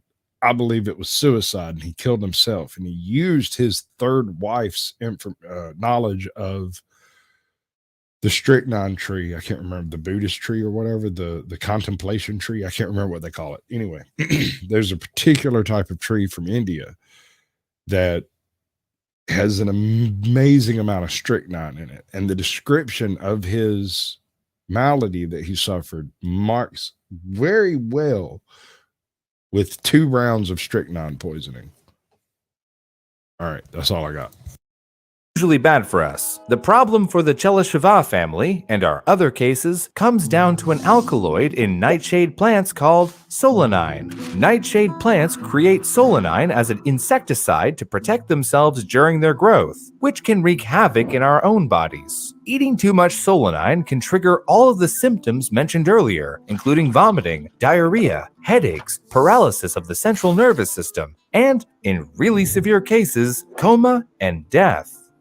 A 200-pound person would need to eat around 20 pounds of fresh potatoes to poison themselves. But if a potato has gone bad, well, that can increase the levels of solanine up to 10 times. So just 2 pounds of rotten potatoes could have enough solanine to get you. And consider this. A large baked potato weighs around 1 pound. Just some food for thought. But what does solanine actually do inside your body? The exact mechanisms of how solanine poisons us isn't entirely clear to even the most well-educated of experts. The main theory, however, is that solanine opens up PT channels in cell membranes, lowering their membrane potential, the negative or positive electrical charge of the cell, which leads to a calcium ion buildup inside the cell, triggering the mechanism for apoptosis. Okay, now that's a lot of really... I love it. That was great. But that was some really good gibberish there, some good old-fashioned doctor gibberish, what it sounded like to me. Should go inside the store doctoring. Be a doctor. You want to play doctor? Doctor? Play doctor. We'll check your heartbeat. See if your pulse is good. Oh, yeah. We'll do it just that way. Something wrong with us. Complicated science words, but bear with me for a second. What that means in very basic terms is that by lowering the electrical charge of a cell, solanine forces it to pull in too many positively charged calcium ions, which turns on the cell's self-destruct mechanism, otherwise known as apoptosis. So, the more solanine you consume, the faster and more widespread the cellular damage can be. But this still doesn't explain what actually happened down in that root cellar. Since potatoes are root veggies, the part that we eat is the root, not the leafy parts, exposure to light will trigger their growth, which increases the level of chlorophyll and solanine, turning the potato green and mean. Many people store their potatoes in boxes at the bottoms of their pantry, tucked away in bowls and cupboards, or at the darkest corners of the spookiest root cellars to keep them fresh longer. Now, the problem with root cellars is ventilation. If a potato rots, some of that solanine will start leaking out in a gaseous form. The longer rotten potatoes are left in a place with... Oh, bother. I wonder how much I just lost. Stagnant air, the more solanine gas can build up. Oh, it's about that time. So, as Maria's father entered the cellar, he liked... Yep. It just rolled over to 9:30, 9:35. Yeah. Yep. Welcome in, Truth Hurts Webmaster. It's good to see each and every one of you. I love each and every one of you like a brother and a sister. We're talking taters tonight, though. Maybe if this works. Maybe. He started breathing solanine gas, and he either passed out from hypoxia, aka a lack of oxygen, or the solanine gas itself knocked him unconscious. From then, he would have passed away from the effects of the solanine, or, again, simple oxygen deprivation. Then, as each of her other family members entered the cellar, they likely immediately went to help their loved ones, inadvertently exposing themselves to more and more of the solanine gas, taking their lives. The only reason that Maria herself survived is that her grandmother left the door open, allowing fresh air into the cellar. She was saved, but not before her grandmother succumbed to the toxic fumes. Maria now lives with her relatives, and her extended family has asked for financial support to help give her a new life. When it comes to your own safety, the best way to keep yourself safe from solanine poisoning is to make sure that any potatoes are kept in a cool, well-ventilated dark place, ideally a dry environment as well. You don't need anything fancy. Honestly, a dark cupboard is all you'll need to keep them as fresh as possible. If you suspect that your tubers are going bad, just cut into them to see if there's any green discoloration or other... Did you see it? Do crime. It's a bad potato. It's hanging around with bad milk, moldy cheese in the back of the refrigerator. They're all plotting to go rob the freaking baking soda from the cabinets. Starting to get a little juicy around here. Hold on. Wait a second. If bad fruit is wine and bad milk is cheese, then what is bad meat? Jerky? No. Other visible rot. If you find any, it's best to just throw them away. If you need help remembering, just think of this rhyme. You can boil them, mash them, stick them in a stew. But if they're green, they're not for you. When potatoes are green, they'll put you in a coma. Thanks again to our sponsor. All right. Well, all right. I love that dude. He's funny to me. He always tickles me. Where is, let's see. No, I need the button. That's the button. We need that bit, and then we put that bit over here. Who told you, Carrie?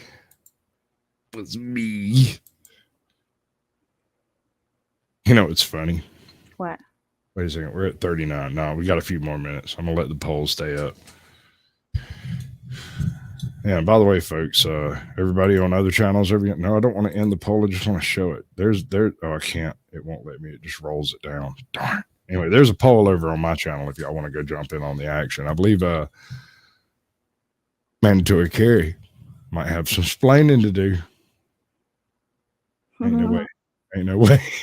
Anyway, maybe he's the guy who sent the private investigator to investigate me. That was really weird. A couple of months after I started my YouTube channel, I find out that somebody's over here asking questions about me. I'm like, well, you tell them the truth? They're like, yeah. Well, what? I was like, okay. Nothing ever came of it. Nobody ever fessed up to it. I don't know what the hell. I have no idea. It was just some dude nobody knew showed up at a few places in town, was like, do you know this guy? Yeah, that's homie over here. He's weird. They're like, okay, yeah, that's the guy.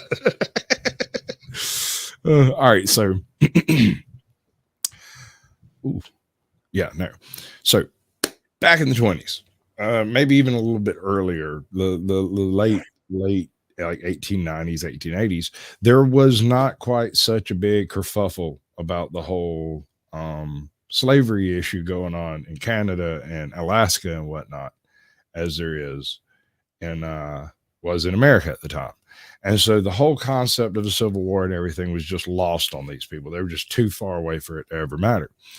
And during this time period, there was an interaction between a group of natives. I guess you'd call them Native Canadians or Aborigines. I think they refer to them as Aborigines, in indigenous peoples. Anyway, a group of these people interacted with a group of white settlers, and these settlers came in, and there was this big fiasco that went down involving a particular village that just seemed to disappear off the earth. The name of the village was the Angikuni Lake Village, and there were an initial report of this village existing, and then later reports of it being completely abandoned.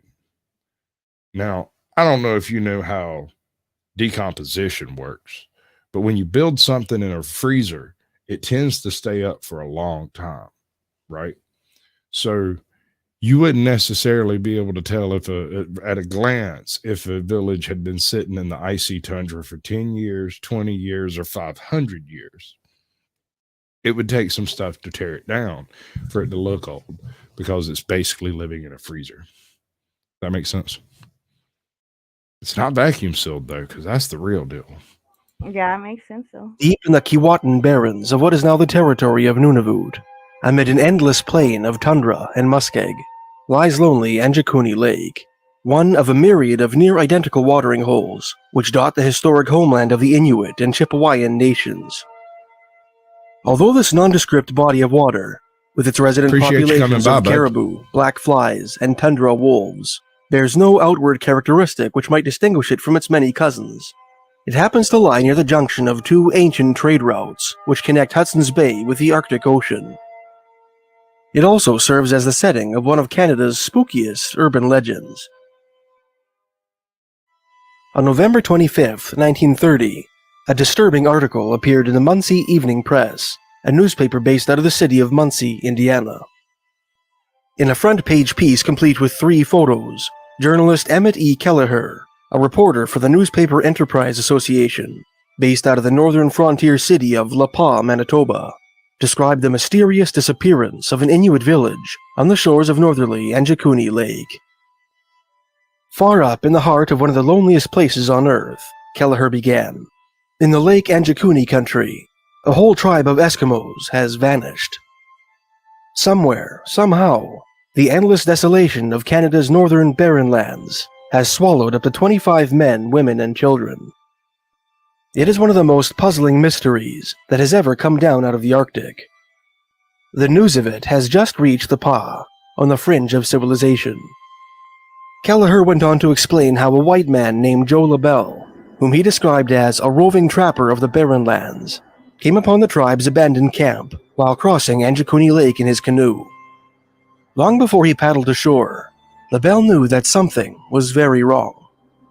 Instead of the lively hum of activity which typically surrounded Inuit camps, the only humming in evidence was that of black flies, which swarmed about the bodies of 7 sled dogs scattered throughout the grounds.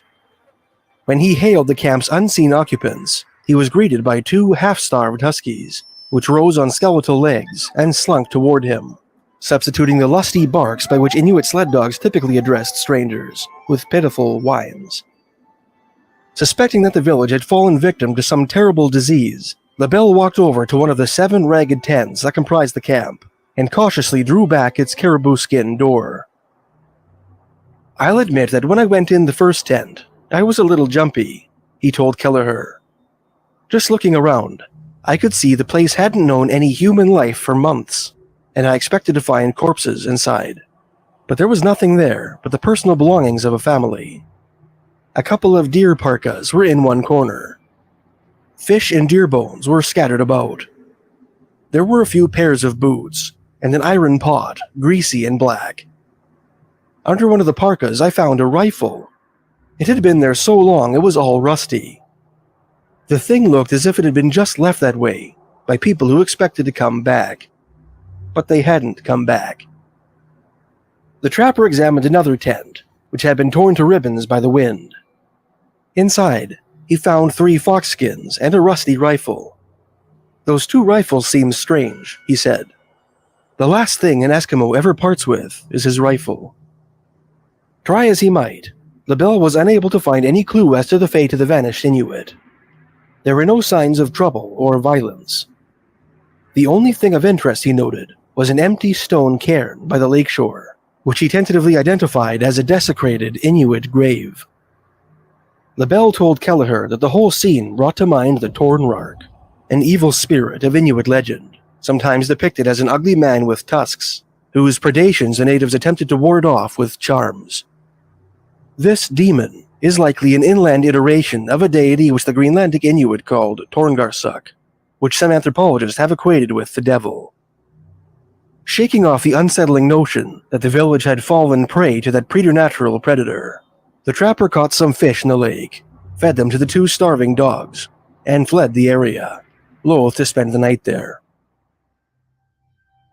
Joe LaBelle admits that stumbling upon the abandoned village gave him the creeps, Kelleher concluded.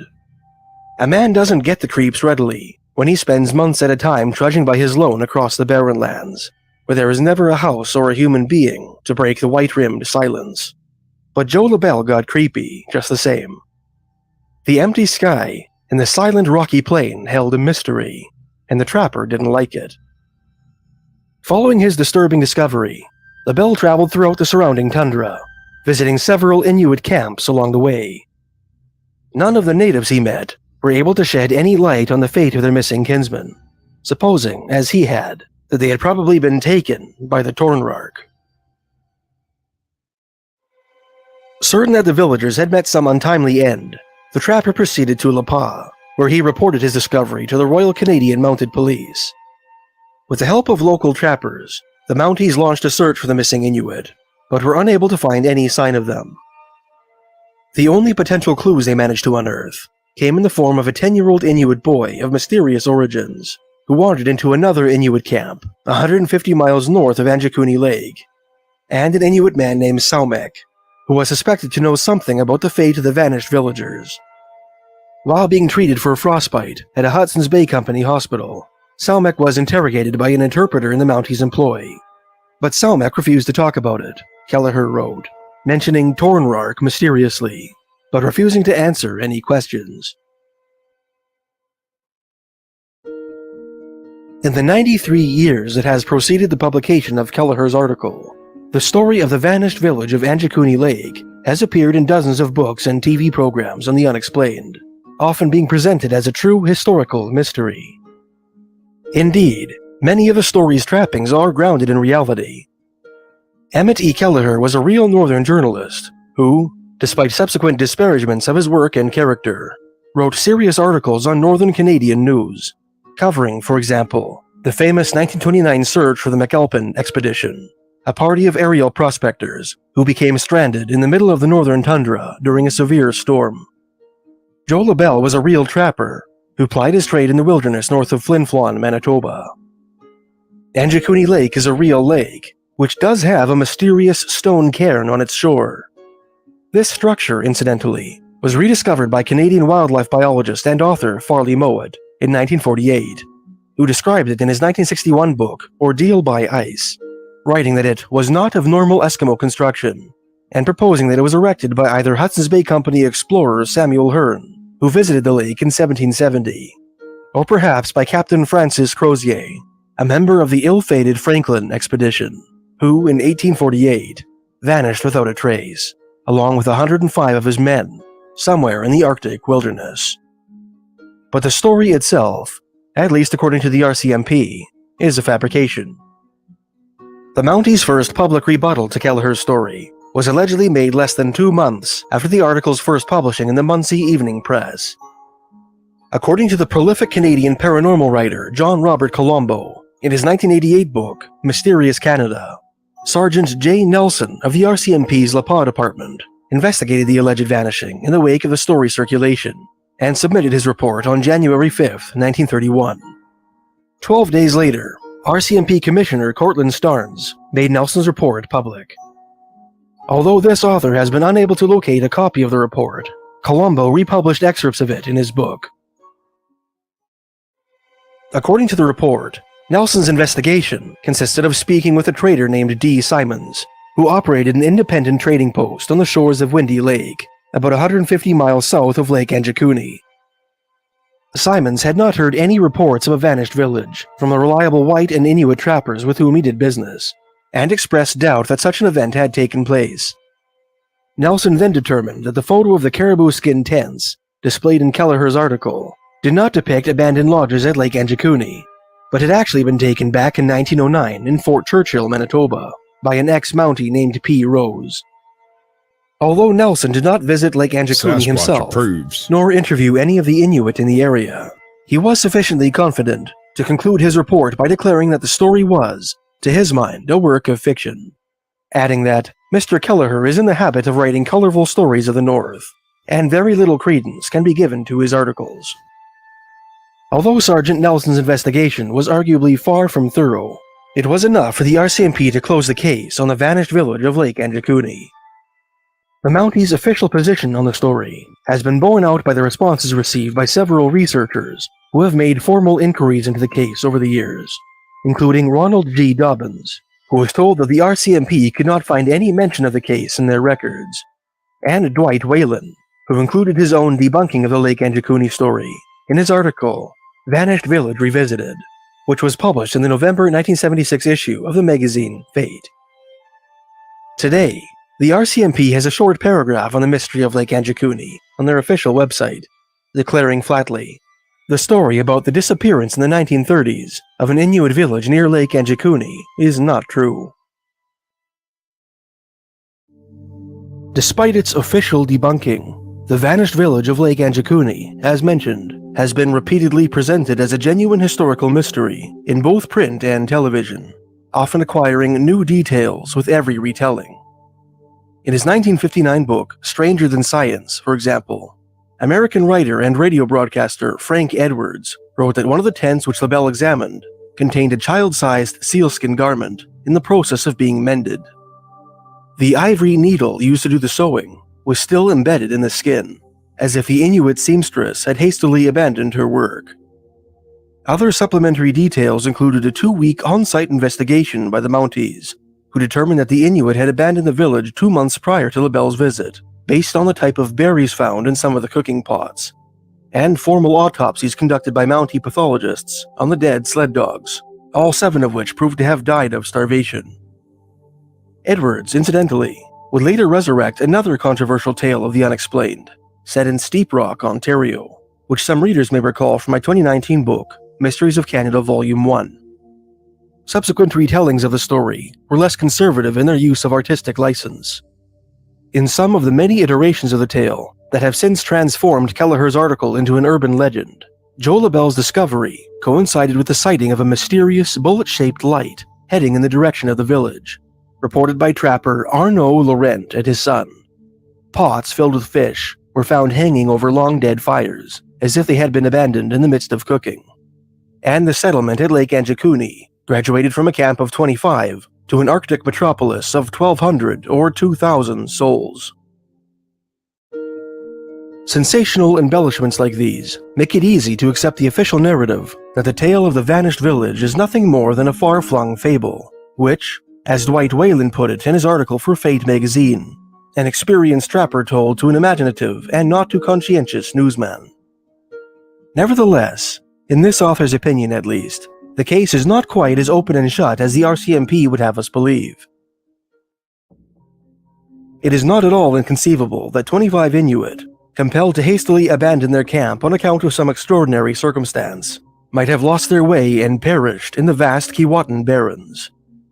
As mentioned, 82 years before the publication of Kelleher's article, Captain Francis Crozier and 105 survivors of the disastrous Franklin expedition, a voyage of Arctic exploration conducted for the purpose of discovering the Northwest Passage, vanished without a trace in that very same stretch of wilderness.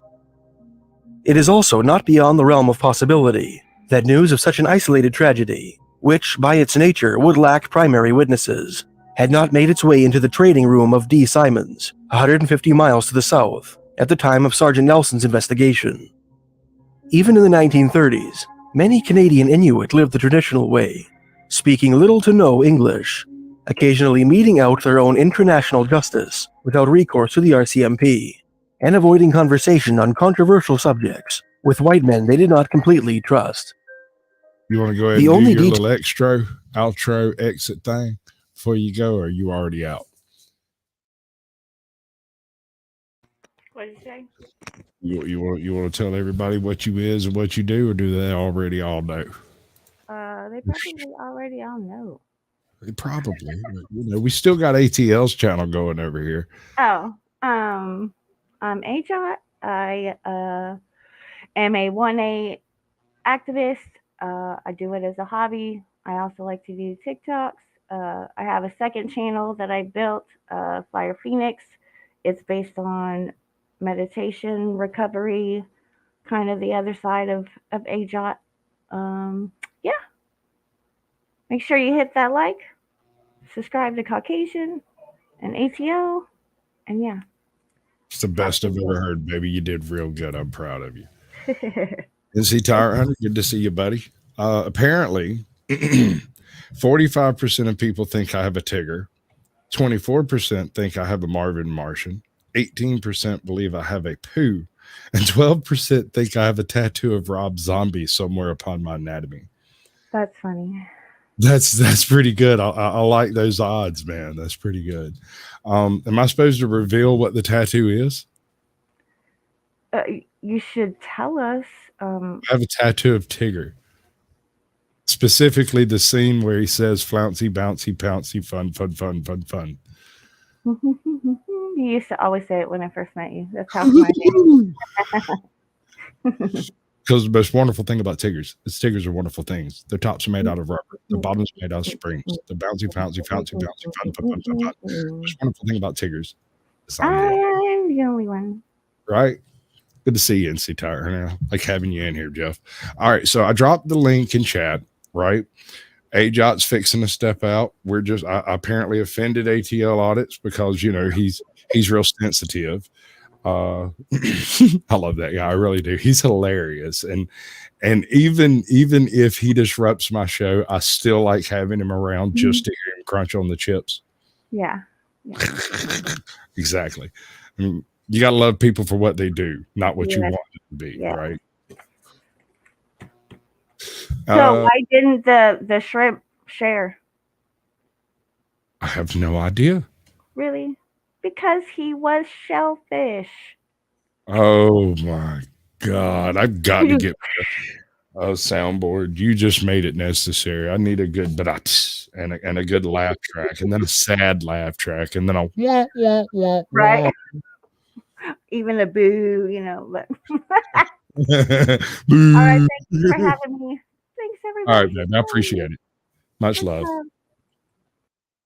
All right, so this is the part that everybody likes to have fun with me because boo, who are you? Why are you here? So when you wake up in the morning, I want each and every one of you to go and look in the mirror. Don't do it tonight because your brain's in the wrong frame of mind. You need to wake fresh up out of bed, and the very first time you think about it, stop and look at yourself in the mirror and ask yourself, are you really doing what you want to do? And what can you do to accomplish your goals? You don't have to answer the questions, but ask the questions, because only by asking these questions can we Resident troll. I thought I was a resident troll. Can we improve ourselves on a daily basis? Merely live today better than yesterday and strive to live tomorrow better than you did today. That got me off drugs. And it may sound really, really simple. And it is. The inaction of this is doing things like cutting off certain friends because they're friendly, but in the wrong way. Getting rid of certain people out of your life because they're completely toxic and ruin everything they touch. Eliminate liars from having a direct effect on your life. Gaslighters, imaginary people, those people who live an entire life that doesn't actually exist because you know them, and yet you want to look at their Facebook profile and it's like, that person doesn't exist. This person is imaginary. You know these people. Completely toxic. You don't have to completely eradicate friendships with them, but you might have to remove them from daily influence on your daily life. All of these things will improve your life in small amounts. Deal with your warrants. If you have any type of a legal issue, go and deal with it. It will cost you money. They don't care about anything else. Money. Just money.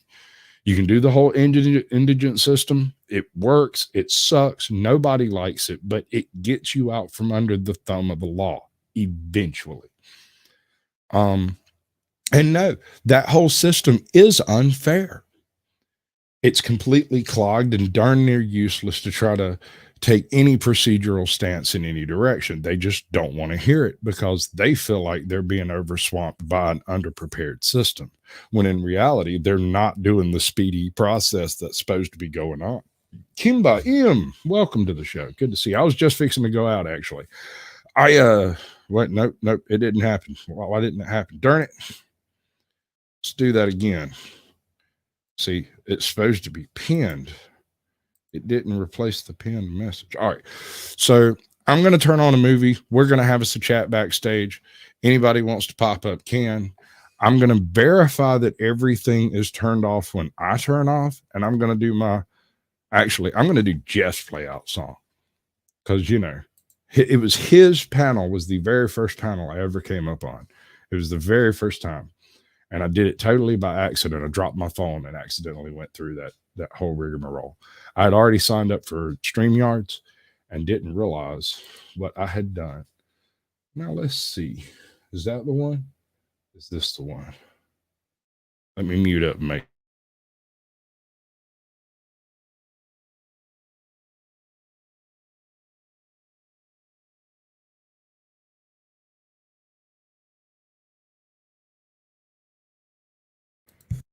You got to hit all the right buttons or none of this shit works, right? Man, I've had a great stream, actually. I had a couple of really good friends in. We had a wonderful conversation about the weirdest stuff imaginable. We spent 20 minutes on figs. Can you believe it? So, yeah, anyway. Mandatory carry, you're welcome to come in. Whatever y'all want to do with it. But this is one of my favorite outros I ever made. Fuck this shit, I'm out. Fuck this shit, I'm out. No thanks, don't mind me. I'ma just grab my stuff and leave. Excuse me, please. Fuck this shit, I'm out. Nope. Fuck this shit, I'm out. Alright then. I don't know what the fuck just happened, but I don't really care. I'ma get the fuck up out of here. Fuck this shit, I'm out.